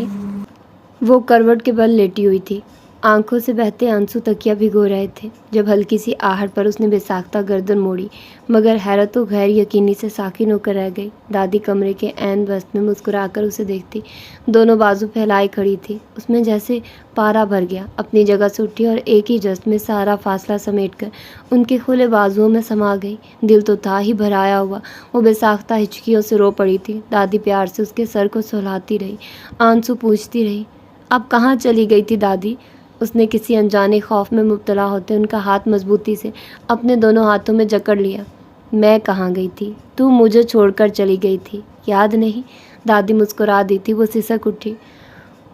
وہ مجھے لے گیا تھا زبردستی، میں کب اس کے ساتھ جانا چاہتی تھی؟ اس کی آنسوں میں کچھ اور روانی آ گئی۔ دادی نے نرمی سے اس کی آنکھیں پونچھ دی۔ بس بس، اب رونا نہیں ہے، میرے آنسو کبھی خشک نہیں ہو سکتے دادی۔ قسمت نے مجھے ایک عادی مجرم کی ذات کا حصہ بنا دیا ہے، مجھے بہت نفرت ہے اس سے۔ اس کا لہجہ شدید تھا، اس کا انداز گنجائش سے عاری تھا، جسے دادی نے محسوس کیا تو ٹوکنا ضروری ہو گیا تھا۔ نا پتری، نفرت مجرم سے نہیں، جرم سے ہونی چاہیے۔ اور دیا ان کی اس انوکھی منطق پہ کتنی حیران ہو گئی تھی۔ میں تم سے بہت خفا ہوں دیا، تجھے یاد ہے تیرا نام دیا میں نے رکھا تھا، پھر تیری تربیت بھی اس کی طرح کی کہ تو اپنے نام کا حق ادا کر سکے۔ تو دیا تھی نا، جس کا کام ہی روشنی بانٹنا ہوتا ہے، اس سے چاہیے محل میں رکھ دو یا قبرستان میں، اس نے تو اپنا فرض ادا کرنا ہے۔ یہ اس دیے کی قسمت کہ اسے ایک ایسی جگہ کو اجالنے کی ذمہ داری سونپی جاتی ہے۔ دیا مجھے بتاؤ، اگر یہ ذمہ داری محل کی بجائے ویرانے کو اجالنے کی سر پڑ گئی ہے تو اپنے فرض سے دستبردار ہو جائے گی، روشنی کی بجائے دھواں دے گی جو آنکھوں کی بہنائی چھین لیتا ہے۔ ان کی باتیں کتنی مشکل تھی، جن کا مفہوم اسے قطعی سمجھ میں نہ آتا تھا۔ وہ ان کی ناراضی محسوس کرتی ان کی گود سے سر اٹھا کر سیدھی ہو کے بیٹھ گئی اور کچھ نہ سمجھنے والے انداز میں انہیں روحانسی ہو کر دیکھا۔ دادی نے اس کی کیفیت کو سمجھا اور اس کا سر سہلا کر پھر سے نرمی و پیار سے بولی تھی، پتر، جب اللہ سائیں اپنے کسی بندے کو اپنی طرف متوجہ کرنا چاہتا ہے یا قریب کرنا چاہتا ہے تو اس سے خاص اور بڑے بڑے کام لیا کرتا ہے۔ ان حالات میں تم نے یہ کیوں نہ سوچا کہ اللہ نے تمہیں کس کی ہدایت کے لیے چنا ہے؟ مستقیم اگر تمہاری محبت میں بے بس ہوا ہے تو تم اس کی محبت کا فائدہ اٹھا کر کوئی ایسا کام لے سکتی تھی جو اسے ان اندھیروں اور پرخار راستوں سے واپس لے آتا، مگر تم نے تو خود بھی ہدایت کی روشنی سے منہ موڑ لیا۔ بتاؤ دیا، یہ تھی میری تربیت؟ دادی کا ہر سوال شرمندگی اور خفت میں مبتلا کرنے والا تھا۔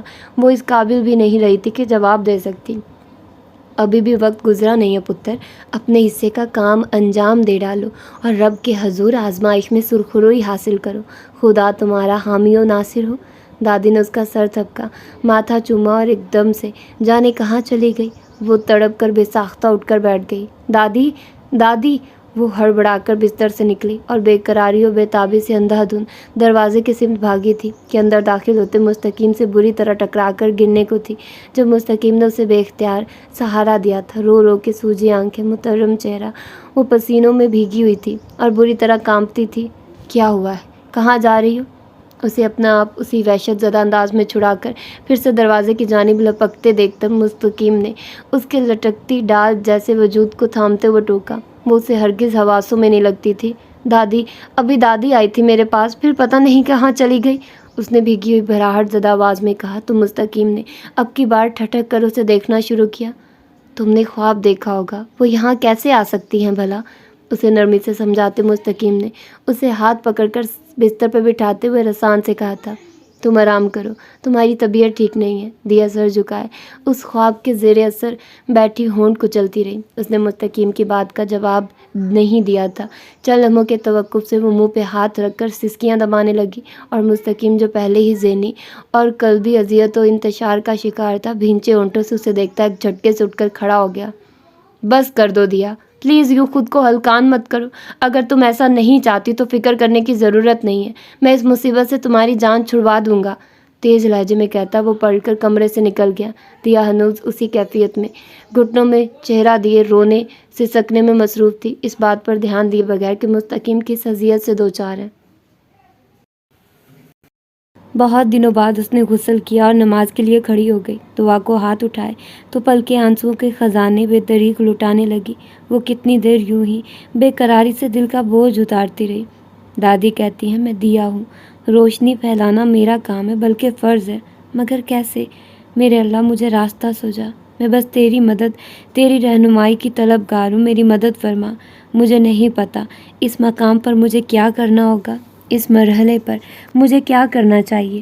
اگر تو نے یہ مشکل راستے میرے نصیب میں لکھے ہیں تو ان پر چلنے کا حوصلہ، اس آزمائش میں سرخ روئی کا ہنر بھی عطا فرما دے۔ آمین ثم آمین۔ اس نے منہ پر ہاتھ پھیر کر نظر اٹھائی تو مستقیم کو اپنی طرف کسی قدر حیرت سے تکتے پا کر پہلی بار اس کا دل کچھ انوکھے اور نئے انداز میں دھڑکا۔ اسے اس کی یہ نظریں، یہ توجہ بری نہیں لگی تو یہ احساس اسے خود بھی اور چنبے سے دوچار کر گیا۔ جائے نماز سمیٹ کر تہہ کرتے اس کی لان بھی بلکہ لرز کر حیا آمیز انداز میں آرزو پر سایہ فغن ہو گئی تھی۔ دیا، یہ میڈیسن لے لو۔ وہ جائے نماز رکھ کر سیدھی ہوئی تو اسے اپنا منتظر پایا تھا ایک نسبتاً چھوٹا براؤن لفافہ اس کی جانب بڑھائے۔ وہ اس کی سمت دانستہ دیکھنے سے گریز برت رہا تھا۔ دیا کی آنکھوں میں الجھن تیرنے لگی۔ کیسی میڈیسن ہے یہ؟ وہ لفافہ تھامنے میں متعامل کا شکار حیرت سے استفار کیے بغیر نہ رہ سکی۔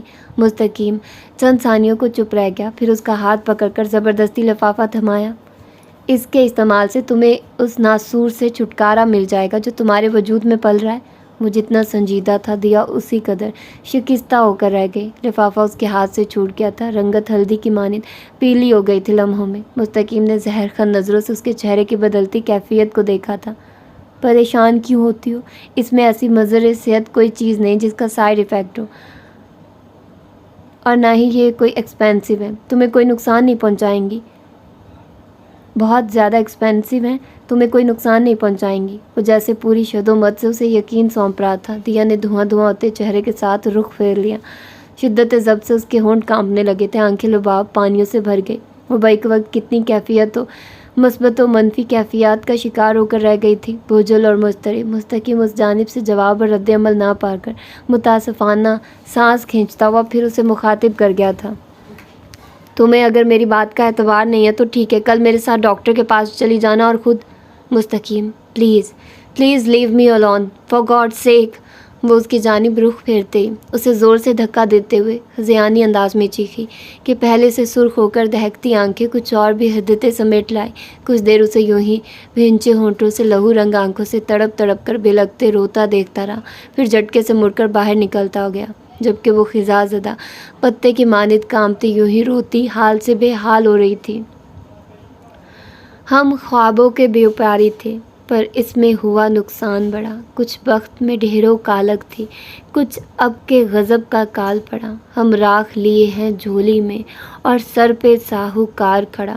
جب دھرتی صحرا صحرا تھی، ہم دریا دریا روتے تھے۔ جب ہاتھ کی ریکھائیں چپ تھی اور سر سنگیت میں کھوئے تھے، تب ہم نے جیون کھیتی میں کچھ خواب انوکھے بوئے تھے، کچھ خواب سجل مسکانوں کے، کچھ بول بہت دیوانوں کے، کچھ نیر وفاقی شمعوں کے، کچھ پر پاگل پروانوں کے۔ پھر اپنی غائل آنکھوں سے خوش ہو کے لہو چھڑکایا تھا माटी हमें मांस की खाद भरी और नस नस को जख्माया था, और भूल गए पिछली रुत में क्या खोया था, क्या पाया था। हर बार गगन ने वहम दिया अब के बरखा फल लाएगी। हम जो ख्वाबों के व्यापारी थे, पर इसमें हुआ नुकसान बड़ा। वो वैसा ही खामोश था जैसा दिया के पास से उठकर आया था। अलबत्ता आंखों की सुर्खी में अब नमी भी तैरती थी। बारिश दीवाना वार बरसती थी। वो अजीब सी हसरत से बरसती बारिश को तक रहा था। बूंदें कितने जोश और जज्बे के साथ ज़मीन की जानिब लपकती थी, मगर धरती के सीने पे गिरते ही अपना वजूद खो बैठती थी। उसकी ज़ात, उसकी मोहब्बत भी ऐसी ही बेमाया और बेबुकत थी। ये उस पर दिया ने बारहा मर्तबा वाज़े किया था, मगर वो कितना अहमक था कि फिर भी उस जज़ब, उसी शौक़ से इस कठिन राह पर अंधाधुंध भागा जाता रहा था। नामुमकिन को मुमकिन बनाने की सही में तन मन धन से मगन रहा, ये जाने बिना कि ज़रूरी नहीं हर पत्थर के फूटने से चश्मा जारी हो। वो भी तो पत्थर ही होते हैं जो सियाल मादे उगलते हैं। दिया भी ऐसा ही पत्थर साबित हुई थी, जो उसकी दीवाना वार टुकड़ों से टूट तो ज़रूर गई थी, मगर अंदर से जो लावा निकला था उसने खलीफा मुस्तकीम के पहले से ज़ख्मों से अटे खूनम खून वजूद को अपनी तपिश और आग से जलाकर बिल्कुल खाकस्तर करके रख दिया था। कैसी बेबसी उतर आई थी मुस्तकीम के अंदर। पुरानी भी सारी अजियतें जाग उठी थी, गोया सारे ही ज़ख्मों के मुंह खुल गए थे। उसने सिगरेट होंठों से निकालकर बारिश के पानी में उछाल दिया। वो गीला होते ही बुझ गया था, मगर मुस्तकीम की आंखों और दिल में भड़कते शोले बुझने की बजाय अपनी लो तेज़ करने लगे। वो उसे लुटेरा कहती थी, गासिब समझती थी। क्या वो हमेशा से लुटेरा था? क्या वो हमेशा से गासिब ही था? नहीं, यकीनन नहीं। ज़रूरी तो नहीं कि इंसान पैदाइशी फसादी हो। कुदरत ने तो हर इंसान को मासूम बनाकर पैदा किया है। कुछ की फितरत में शर होता है, मगर कुछ गुनाह और गलत राहों पर ज़बरदस्ती डाल दिए जाते हैं। उसका शुमार भी मुअख्खरुल ज़िक्र में होता था। उसे भी हालात की संगीनी, वाक़यात की सफाकी ने कुछ का कुछ बना दिया था। वो अपनी फितरत की सादगी, मासूमियत और भोलपन से दस्तबरदार कर दिया गया। न चाहने के बावजूद भी ये इसी मुआशरे, इसी तबके और इसके अफराद के नारवा सलूक का नतीजा था, जो आज उसे नफ़रत की निगाह से देखता था, जो उसे मुजरिम समझकर उससे शदीद नफ़रत में हक बजानिब था। तपते हुए जून की ये एक सख्त तरीन दोपहर थी। सूरज का दहकता गोला ऐन सरों के ऊपर चमक रहा था, गोया तेज़ धूप की तपिश दरख्तों की जड़ों तक को भी गरमाए दे रही थी। उस पल गांव की गलियां अक्सर सूनी होती हैं। कहीं कहीं कोई इक्का दुक्का बुढ़ा किसी पेड़ की छाया में चारपाई बिछाए लेटा ऊँघता नज़र आ जाए तो आ जाए, वरना माएँ अपने बच्चों को घरों में घुसाए ना सिर्फ खुद सोती बल्कि बच्चों को भी ज़बरदस्ती सुला देती। मगर वो तो मौजूद था ना, जो बकौल अपनी नानी माँ के बहुत ही बीबा बच्चा। उसे खेलने से शुगफ था, ना लड़ने भिड़ने से। वो तो बस पढ़ाई का शौकीन था। उस पल भी वो नीम के गहरी छाँव में बैठा स्कूल का काम निपटा रहा था। छुट्टियों के काम का रजिस्टर उसकी मोतियों जैसी लिखाई से भरता जा रहा था। फिज़ा में कोहलू और चक्की की आवाज़ के साथ मुंडेर पर बैठे कौवे की कही आवाज़ का तासुर भी कायम था, जिस पर ध्यान लगाए बिना वो अपने काम में जी जान से महवो मगन था। फ़िज़ा में अचानक ढोल ताशों की आवाज़ ने भी अपनी जगह बनाई और फिर हर आवाज़ पे गालिब आती चली गई। इस तेज़ी से लिखने में मसरूफ़ हाथ उसी आवाज़ के साथ साकिन हुआ था। उसने रजिस्टर से सर उठाकर उन्हीं नज़रों से दादी को देखा, जो हाथ में मौजूद पंखी झलते नींद के झोंके की जद पे थी। उसके मासूम चेहरे पर जोश पैदा हो गया। उसने आहिस्तगी से कलम रजिस्टर पर रखा और चारपाई से उठ खड़ा हुआ। बान की खरी चारपाई उसकी उस धांधली को जाहिर करने को ज़ोर से चुरचुराई और ऊँघती नानी की आँख खुल गई। मौजूद सरद से वापस बैठा और सर ज़रूरत से ज़्यादा झुका लिया। नानी घनूदगी में थी, जो 2-4 बार पंखी जली और फिर ऊँघने लगी। मौजू ने सुख का सांस भरा था। उसे हर सूरत बाहर जाना था। 2 गलियां छोड़कर आज करमू मोची की बेटी की बारात आनी थी, जो यकीनन अब आ भी चुकी थी। आज सुबह ही तो उसे नासिर ने बताया था। उसके इकलौते दोस्त ने, अम्मा की आंख बचाकर निकल लेना, पैसे लूटेंगे। नासिर को हर ऐसे मौके पर पैसे लूटने का बड़ा शौक़ रहता था। उन लूटे हुए पैसों से वो खट्टी गोलियां लेकर खाया करता, कंचे खरीद कर मज़े उड़ाता, वरना अम्मा तो चवन्नी मांगने पर भी बेदरीग धनक कर रख दिया करती थी। अब उसने मौजू को भी इस कार्य खैर में शामिल कर लिया था तो मज़ा कैसा दुबाला होने लगा था। जब भी वो सुबह मौलवी साहब से सिपारा पढ़ने आया, उसे बताने के बाद लाजमी आने का वादा लेकर ही टला था, मगर मौजू पढ़ाई में मगन होकर ये अक्सर भूल बैठा था। अब ढोल की आवाज़ सुनकर ही याद आया था, नानी फिर सो गई थी। उसने दबे कदमों चारपाई को छोड़ा और यूं ही बेआवाज़ कदमों से चलता दरवाज़ा पार कर आया। अगले लम्हे वो नंगे सर नंगे पैर बकटक जलती बलती गलियों में भागा जा रहा था। 2 गलियां 4 हुई तो सामने उसका मनपसंद मंजर उसका मुंतज़िर था। जोशो खरोश से ढोल बजाता ढोलची सुनहरी तारों से सजा सेहरा बांधे सफ़ेद शलवार बोस्की के कुर्ते में, गले में नोटों का हार डाले दूल्हा और रंग बिरंगे कपड़े पहने अकड़ कर चलते बाराती, गोया आज उनसे बढ़कर कोई और मोतबर ही नहीं था। मौजू को सबसे ज़्यादा फिक्र इस बात की थी कहीं पैसे लुटा तो नहीं दिए गए, मगर उस वक्त उसकी सांसें बहाल हुई थी जब बारातियों में से किसी एक ने एक कपड़े की थैली का मुंह खोला और मुट्ठियां भर रेज़गारी फ़िज़ा में उछालना शुरू की। और ऐसे ही मौके की ताक में कब से मुंतज़िर मौजू जैसे लातादाद बच्चे बच्चियां एक साथ झपटे और गोया गुत्थम गुत्था हो गए। उन्हीं में मौजू भी शामिल था, मगर सद अफसोस वो अपने दीगर साथियों की तरह बहुत सारे सिक्के न समेट सका था। कुछ देर बाद ही धूल मट्टी छठी और अफरा तफरी का मंजर मामूल पे आ गया। बच्चे अपनी अपनी मुट्ठियाँ अपनी जेबों में मुंतकिल करते घरों या फिर गांव की वाहिद हट्टी की राह लेने लगे। मौजू भी अपनी बंद मुट्ठी भिंचे उड़ान भरने को था कि नासिर उसे पुकारता हुआ करीब आ गया। कितने पैसे लूटे? वो मुस्कुराकर चमकती आंखों से पूछता था। जवाबन मौजू ने कांधे अचकाकर लाइल्मी जाहिर की तो नासिर ने मुट्ठी खोलकर गिनने का इसरार शुरू कर दिया। मौजू ने अजली मासूमियत समेत मुट्ठी खोल दी, मगर इससे पहले कि वो शुमार कर पाता नासिर ने अचानक झपटा मारा था। रेज़गारी इस झटके के नतीजे में ज़मीन बोस हुई, जिसे नासिर ने पलक झपकते में समेट कर अपने कब्जे में लिया और कहके लगाता हुआ हवा हो गया। ये सब कुछ इतना गैर मुतवक्के गैर यकीन था कि वो शशदर खड़ा रह गया था। ये उसकी सादगी उसकी मासूमियत पे पहला हमला था, जिसका तरीक़ाकार बाद में वक्त और हालात के साथ बदलता रहा था। मौजू, ओ मौजू! वो हाथ में पकड़ी तेल की बोतल समेत उछलता कूदता हुआ घर की सिमत रवान दवा था जब अच्छू ने उसे पुकारा। नाम तो राशिद था, मगर प्यार में अच्छू हो गया था। नासिर तो उसे कहता ही अच्छू 302 था। आ साग तोड़ने चले? मैं नहीं जाऊंगा। उस सफ़ा चट जवाब पर अच्छू के नथने फूलने चिपकने लगे। क्यों रे, क्यों नहीं जाएगा भला? नानी अम्मा कहती है जो काम छुप कर किया जाए वो या तो गुनाह होता है या चोरी। उसने जवाबन जिस संजीदगी से कहा था, अच्छू ने उसी कदर बेढंगेपन से उसे एक चपत लगा दी। चल बे, बड़ा आया मौलवी, हमारा अपना खेत है, हम क्यों करने लगे चोरी? आजा, आम भी तोड़ के दूंगा तुम्हें, पसंद है ना? वो लालच दे रहा था। मौजू के मुंह में वाकई पानी भर आया। कितना दिल करता था आम खाने को। उसने कई बार मुनमनाकर अम्मी से फरमाइश भी की थी, मगर वो पता नहीं क्यों अनसुनी कर जाती थी। गुनाह तो नहीं होगा अच्छू? वो हनूज मुतज़ब्ज़िब था। अच्छू ने जवाबन कहका लगाया।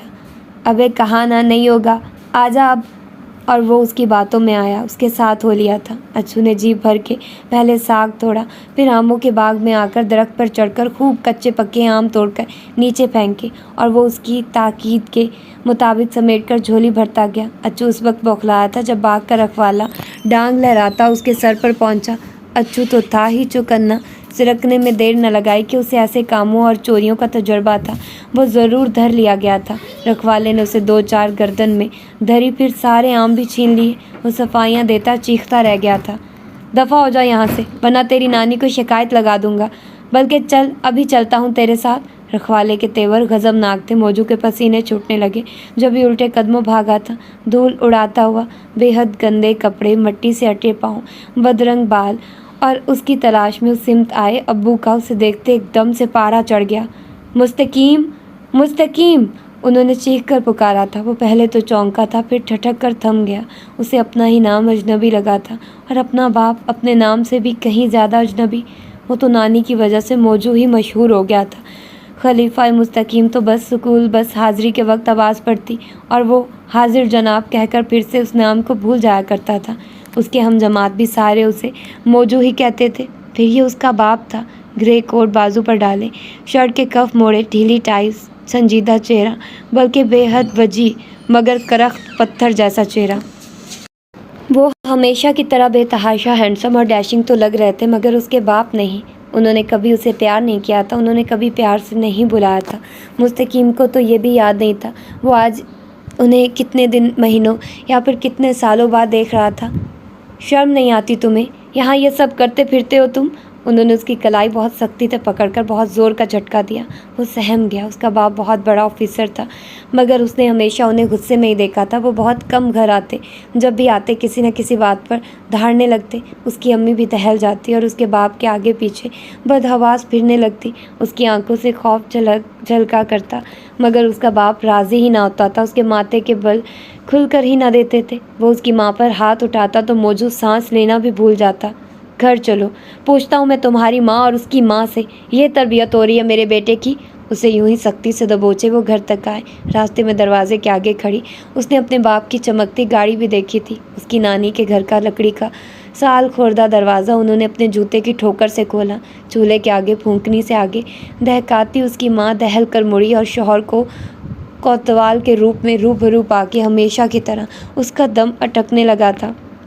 फिर अब्बू बहुत देर तक चिंघाड़ते रहे, चीखते और उसकी माँ और को नानी समेत सख्त सुस्त सुनाते रहे, और इसी गज़ब में फिलफौर उन्हें साथ ले जाने का फ़ैसला सुना दिया। मुझे इतना हरासा हो रहा था, उसकी माँ और नानी उतनी ही खुशी से फूले न समाई। नानी ने लपक झपक उसे पकड़ कर नहलाया और इतने अच्छे वाले कपड़े पहनाए और यहीं पे एक तफाना किया। बालों को खुशबूदार तेल लगाने के बाद उसकी गर्दन और बगलों को टाल्कम पाउडर से बिल्कुल सफ़ेद कर दिया। उसका सिंगार मुकम्मल करके उन्होंने उसे चटाचट चूमा। उनके ख्याल में उनका नवासा अब शहज़ादा लगने लगा था, मगर उसे देखते नानी के नाजुक मिजाज दामाद का पारा फिर आसमान को छूने लगा। कुछ बातें सुनाने के बाद उन्हें फिर से उसे नहलाने का हुक्म जारी किया। नानी दिल महसूस कर रह गई, जबकि उनके ऊंचे मजाजों वाले दामाद साहब कितनी देर बाद भी बुड़बुड़ाते रहे। अहमक जाहिल औरतें, पता नहीं कहाँ फंस गया हूँ। इतना भी नहीं पता तेल नहाने के बाद नहीं पहले लगाया जाता है। वो कितनी देर कसलते रहे और मौजू उसका खून खुश्क और पता पानी होता रहा था, कितना पानी होता रहा था। फिर सब कुछ बदल गया, उसका माहौल, उसका घर, उसका स्कूल भी। पहले वो शलवार कमीज़ पहनकर कपड़े के थैले में किताबें डालकर गले में लटकाकर स्कूल जाता था, हाथ में तख्ती घुमाता हुआ। अब वो निकर शर्ट में मलबूस रंगीन बैग कांधों पर लटकाकर अपने बाप की शानदार गाड़ी में इंग्लिश मीडियम स्कूल जाने लगा। वो खुश था, मुतमईन भी। हर तरह की ज़िंदगी में मज़े थे। बस उसकी जान अब्बू से जाती थी। उसकी माँ उसके जितने लाड उठाती थी, अब्बू उसी कदर खींच कर रखते। सब कुछ बदल जाने के बावजूद कुछ तब्दील नहीं हो सका था, तो वो उसके मिजाज का भोलपन और हमाकत की हद तक सादगी थी। वो अभी बहुत आसानी से बेवकूफ़ बन जाता था। उसे आज भी बहुत आराम से धोखा दिया जा सकता था। शरारत या गलती किसी और की होती, कहीं उस पर डालकर पकड़वा उसे दिया जाता। इसी सादगी और भोलपन की वजह से वो बुद्धू के नाम से मशहूर होने लगा। बचपन से इतनी बार उसे हाथ लगे थे, मगर उसकी फितरी सादगी जूं की तूं थी। तो इसकी वजह शायद यही थी कि उसे कोई बड़ा धोखा, बड़ी ठोकर अभी खाना थी। खलीफा साहब किधर जा रहे हैं? जुमे का दिन था। वो नहाए धोए सफ़ेद कुर्ता शलवार पहने निखरा सुथरा सहन में फिर रहा था कि कुछ देर में अब्बू ने आकर अपने साथ उसे जुमा की नमाज के लिए मस्जिद ले जाना था। जब हमसाए की दीवार से सादिया का सर बरामद हुआ, उसे छेड़ना वो गोया अपना फ़र्ज समझती थी। भाई वाह, बड़ा लशक रहे हो। वो उसका मजाक उड़ाने लगी। मुस्तकीम ने खाइफ सी नज़रों से उसे देखा और रुख फेर कर अपनी किताब खोल ली। अब्बू के आने का टाइम था। वो सादिया को उससे बात करता देख लेते तो उसकी खैर नहीं थी। खामखा भी शक करने की आदत थी उनकी। बड़े पढ़ाकू हो ना, जैसे बड़े होकर डीसी ही लग जाओगे। हाँ हाँ हाँ, वो कलसी थी। फिर अम्मी को ज़ोर से पुकारने लगी। खाला खाला, सब्ज़ मिर्चें हैं तो देना, अम्मी मांग रही हैं। अम्मी किचन में थी। इस पुकार पे सब्ज़ी की टोकरी उठाते बाहर आ गई। हैं तो सही बेटा, उधर से आके ले जाओ, मैं निकाल देती हूँ। उन्होंने अपने मखसूस नरम खो अंदाज में जवाब दिया था। इस जवाब पे सादिया के चेहरे पर इत्मीनान उतरा। अगले लम्हे उसका सर दीवार से गायब हो चुका था। दोबारा किचन के जाने मुड़ती अम्मी बरामदे की मेज़ पर रखे किनुओं की टोकरी पर निगाह पड़ते थम सी गई। ये माल्टे तो खा लेते बेटे, कल से पीछे लगी हूँ तुम्हारे। खाने पीने के मामले में उसकी ये लापरवाही अम्मी को बिल्कुल पसंद नहीं थी। انہوں نے ٹوکری اٹھا کر اس کے سامنے رکھی، ساتھ میں خالی پلیٹ، چھری اور ایک ننھی سی شیشے کی کٹوری میں کالی مرچ ملا نمک تھا۔ وہ فرما برداری سے کتاب بند کر کے مالٹے چھلنے لگا، تبھی بیرونی دروازہ کھول کر سعدیہ اندر آ گھسی۔ اکیلے ہی مزے اڑا رہے ہو، کبھی کسی اور کو بھی صلہ مار لیا کرو۔ اس نے اس کا چھیلا ہوا مالٹا چکھا اور کھاتے ہوئے اسے لتاڑنا ضروری سمجھا تھا۔ مستقیم کو اس کی یہ بے تکلفی ایک آنکھ نہیں بھائی، مگر کبھی جھٹلایا نہیں تھا۔ اس وقت بھی سر جھکائے اپنے کام میں مصروف رہا تھا۔ خالہ اسے تھوڑا مرد بنائیے، کیسی زنانیوں والی عادتیں ہیں، نظریں جھکائے ہر وقت گھر میں چپل گھسیٹتا پھرتا رہتا ہے۔ اس بیچارے کو پتہ ہی نہیں دنیا میں کیسی کیسی خوبصورتیاں بھری پڑی ہیں۔ امی کے آم سے ان کے ہاتھ سے ہری مرچوں کا لفافہ پکڑتی وہ منہ سے پھر کر کے جمع شدہ صاف ستھرے چمکتے فرش پر گراتی لٹ مار انداز میں بولی تھی۔ مستقیم کا چہرہ جانے کس احساس کے تحت سرخ پڑ گیا۔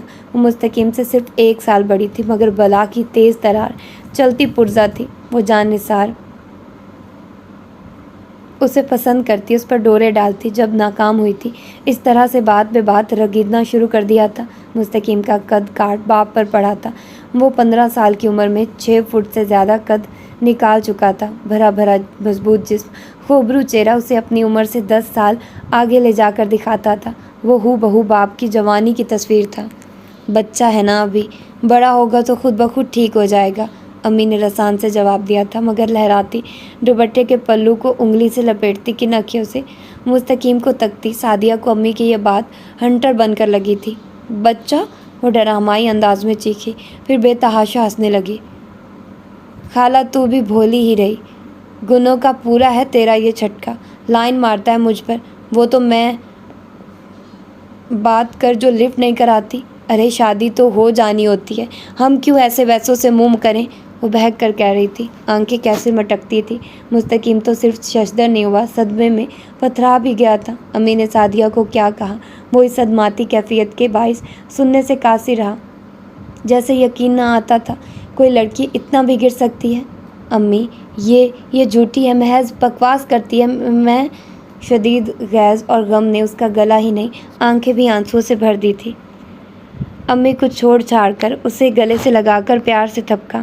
کیوں فکر کرتا ہے میرے جان، میں سب جانتی ہوں، تجھے بتانے کی ضرورت ہی نہیں۔ وہ اس کی بھیگی آنکھیں چوم رہی تھی۔ قسم سے امی۔ مستقیم بیٹا، ماں کو وضاحتیں کیوں دیتے ہو، پیٹ کا جنا ہے تو میرا، جانتی نہیں ہوں بھلا تجھے۔ انہوں نے پھر سے خود سے بھینچ لیا۔ مستقیم کے اندر انوکھا سکون، انوکھی سرشاری سرایت کر گئی تھی۔ وہ مطمئن ہو گیا تھا۔ وہ سمجھتا تھا دنیا جتنی بھی ظالم اور بے باک کیوں نہ ہو، اس کا کچھ نہیں بگڑ سکتا۔ اس کے پاس اس کی ماں تھی، وہ ہر لحاظ سے محفوظ و مامون رہے گا۔ مگر سب ہمیشہ ویسا ہی تو نہیں ہوتا جو ہم سوچتے ہیں۔ دنیا نے اسے ڈس لیا تھا اس کی ماں کی موجودگی کے باوجود، بلکہ اس سارے نقصان میں اس کی ماں کا بھی حصہ نکل آیا تھا جو اس کی جھولی میں آ کے گرے تھے۔ وہ اسکول سے کالج میں آیا تو اس کا قد 6.25 فٹ سے بھی زیادہ ہو چکا تھا۔ اس کی گندمی رنگت اور بڑی بڑی سحر تراز آنکھوں میں کچھ تو ایسا تھا کہ لڑکیاں دیوانہ وار اس کی جانب کھنچتی تھی، لیکن وہ کسی کو بھی ویلکم نہ کہہ سکا کہ اس پر تو ہر وقت ہی ابو کا ہوا سوار رہتا تھا۔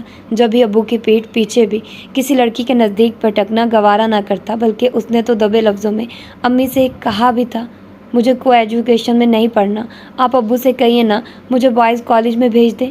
امی نے سنا تو افسردگی سے مسکرانے لگی تھی۔ کیا حرج ہے بھلا بیٹے، مقصد تو تعلیم حاصل کرنا ہی ہے نا، تمہارے ابو میری کہاں سنیں گے۔ اور اسے خاموش ہو جانا پڑا تھا۔ وہ جانتا تھا اس کی ماں سال گزر جانے کے باوجود اس کے باپ کے دل میں ذرا سی بھی جگہ حاصل کرنے میں ناکام رہی تھی۔ وہ اس کے باپ کی خالہ ذات تھی اور اس کے باپ کی نہیں، دادی کی پسند تھی۔ اس کا باپ عبدالماجد شاید کسی اپنے جیسی حسین طرح دار عورت کو پسند کرتا تھا۔ جب بھی اس کی ماں کو اس نے نہ کبھی عزت سے نوازا، نہ ہی محبت کے قابل سمجھا۔ جب بھی مخاطب کیا، طنز، حقارت اور نخوت سے ایک جھگڑا ہوتا اور اس کی ماں کہیں مہینوں تلک نانی کے گھر بھیج دی جاتی۔ اس ادھر ادھر کے چکروں میں اس کی تعلیم کا اتنا حرج ہو رہا تھا، چنانچہ نانی نے اس کا بھلا سوچا اور اس کا مستقل داخلہ گاؤں کے ہی اسکول میں کروا دیا۔ ابو نے بھی اعتراض نہیں کیا۔ شاید انہیں بیوی کے ساتھ بیٹے سے بھی کسی قسم کی انسیت پیدا نہیں ہو سکی تھی، مگر ان کے طرز عمل کو دیکھتے ہوئے ایک بار ان کی بہن نے انہیں ضرور سمجھایا تھا۔ وہ نہ صرف پڑھی لکھی تھی بلکہ عمر میں عبدالماجد سے بڑی بھی تھی۔ تم نے اپنی زندگی کا کیا فیصلہ کیا ہے عبدالماجد؟ اور ان کے سوال پہ وہ سخت مایوسی کے عالم میں انہیں تکتے سرد آہ بھر کے رہ گئے۔ مجھے بھلا اب کیا فیصلہ کرنا ہے آپا؟ فیصلہ تو اماں کر چکی تھی برسوں قبل۔ ان کا لہجہ بجھا ہوا بے دلی کا غمازہ تھا۔ مگر اماں تو کب کی وفات پا چکی عبدالماجد۔ مگر مت بھولو کہ تم نے تب زبردستی سہی مگر ان کا فیصلہ تسلیم کیا تھا، پھر اب بیوی بچے کو کیوں سزا دے رہے ہو؟ سوال کڑا تھا اور وہ برداشت نہ کرنے کے عادی جب بھی حسب عادت چیخنے اور پھنکارنے لگے۔ سزا تو میں کاٹ رہا ہوں، ایسی جاہل عورت پلے باندھی ہے میرے۔ سعیدہ ان پڑھ ضرور ہے عبدالماجد مگر سمجھدار عورت ہے، پھر سب سے بڑھ کر تمہارے بچے کی ماں ہے۔ کس ماحول میں لاوارثوں کی طرح چھوڑا ہوا ہے تم نے اپنے بیٹے کو؟ جانا ہوا تھا۔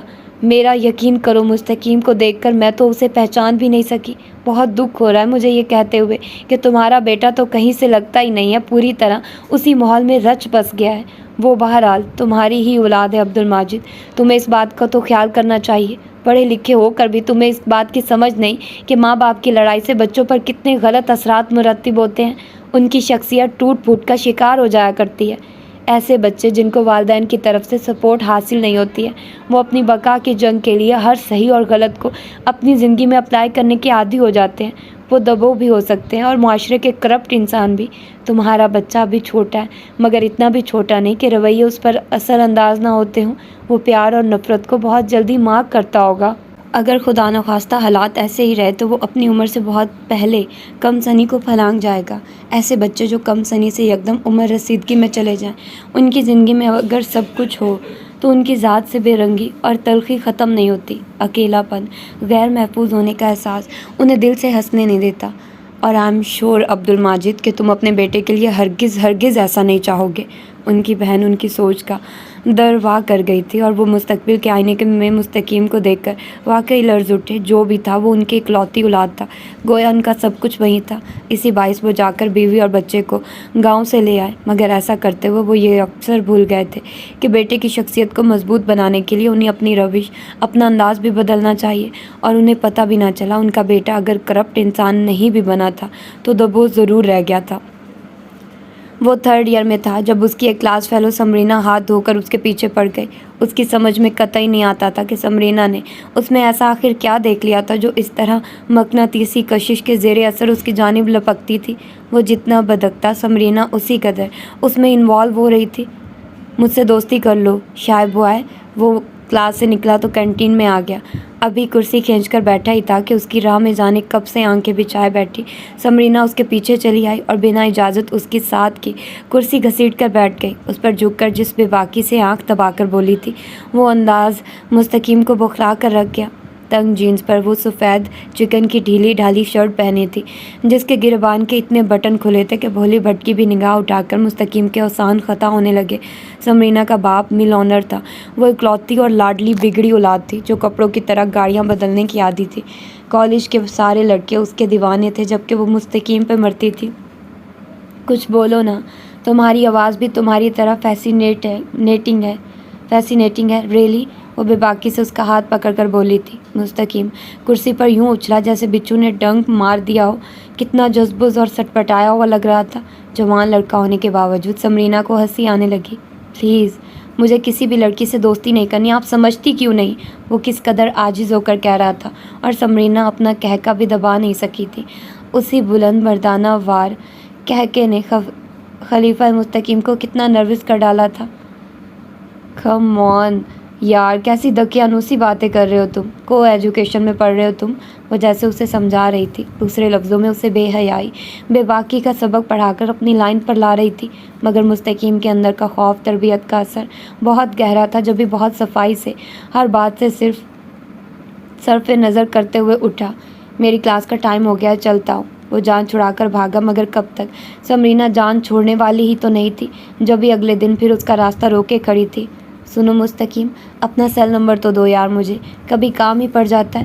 وہ اس میدان کی ماہر کھلاڑی تھی، گیم کھیلنے اور جیتنے کے بہت سے طریقے ازبر تھے اسے۔ مگر میرے پاس تو موبائل نہیں ہے۔ مستقیم نے گو کہ جھوٹ نہیں بولا تھا مگر سمرینا کو پھر بھی یقین نہیں آتا تھا، اور مستقیم جو ان دنوں سوچ رہا تھا امی کے ذریعے ابو سے سیل فون کی فرمائش کرے گا، ارادہ تبدیل کر دیا۔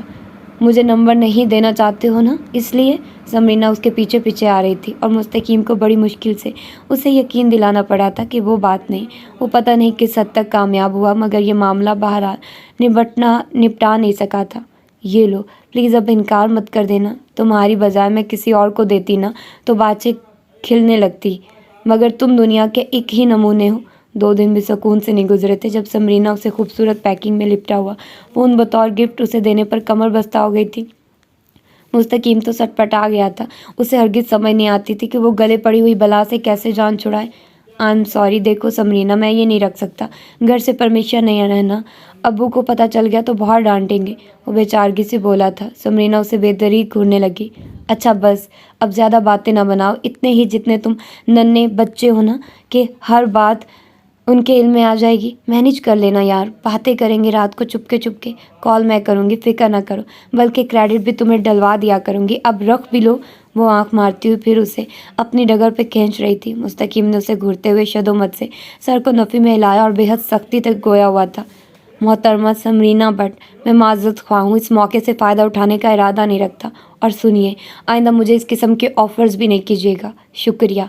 वो अपनी बात मुकम्मल करके वो मज़बूत कदमों से आगे बढ़ गया था, मगर समरीना को उसकी इस अपने दफ़ा में की गई बात में सरासर अपनी तौहीन और सबकी महसूस हुई थी। जब भी वो बहुत शोला बार नज़रों से उसे तब तक देखती रही थी जब तक वो नज़र आता रहा। कोई नहीं जानता तब वो इस तौहीन का बदला कैसे लेने वाली थी। अब्बू ने उसे एफए का एग्ज़ाम क्लियर करने पर कॉलेज जाने के लिए बाइक लेकर दी थी, जो आजकल मसला करने लगी थी, पता नहीं क्यों। छुट्टी के बाद वो बाइक स्टार्ट करने की कोशिश में पसीने पसीने हो रहा था जब इन उस्मानी हंसी की छनकार पर चौंका और समरीना को रूबरू पाके खफीफ भी हो गया। ऐसे बड़े और मारूफ तालीमी इदारे में 2 साल पुरानी बाइक, वो भी ऐसी जो स्टार्ट होने में घंटा भर लगाती हो, यहाँ मजाक का ही बायस बन सकती थी कि यहाँ तो सब एक से बढ़कर एक मालदार घराने से ताल्लुक़ वाला ही आता था। ये स्टार्ट नहीं होगी हैंडसम, मेरे साथ आ जाओ, कर दूंगी ईमानदारी से ड्रॉप।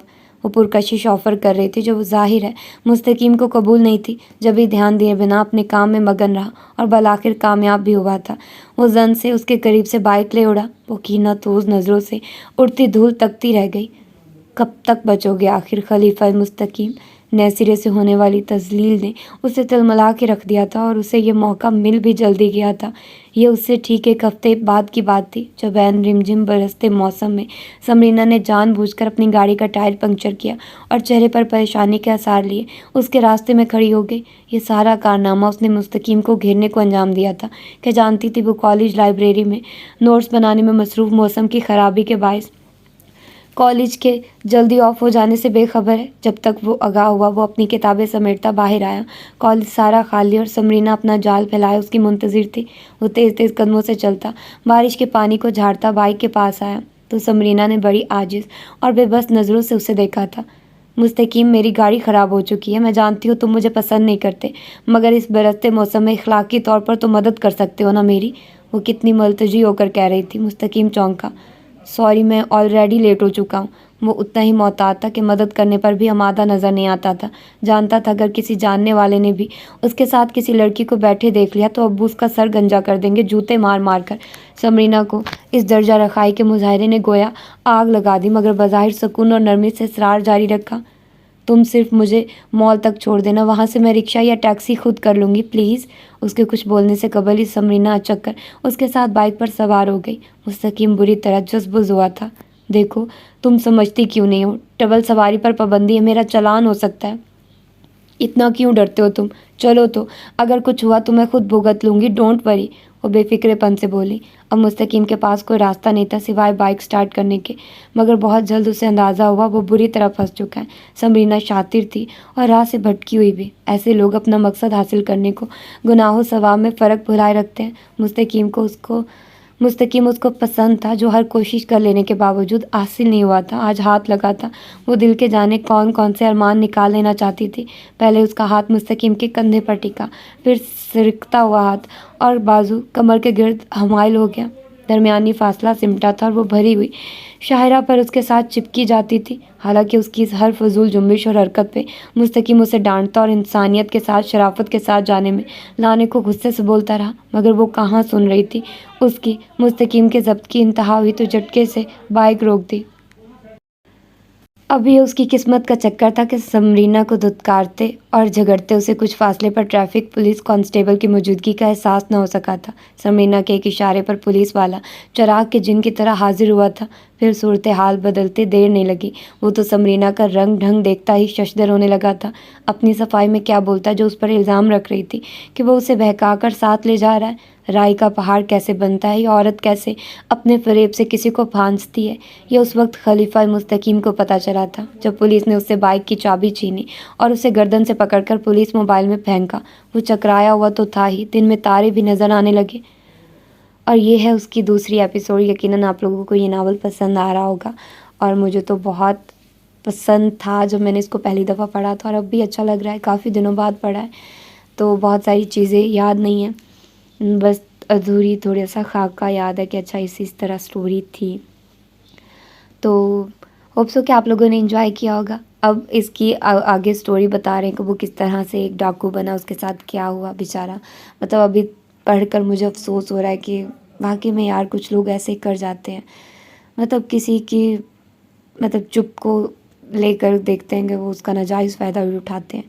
تو خیر کیا کیا جا سکتا ہے، اللہ ہدایت دے ایسے لوگوں کو۔ تو پھر ملتے ہیں اس کی تیسری ایپیسوڈ میں، ہو سکتا ہے کہ آج ہی پرووائڈ کر دوں، تو کچھ کہہ نہیں سکتی لیکن دیکھتے ہیں۔ تو اپنا ڈھیر سارا خیال رکھیے گا، مجھے دعا میں یاد رکھیے گا۔ ملتے ہیں انشاءاللہ اس کی اگلی ایپیسوڈ میں۔ اللہ حافظ۔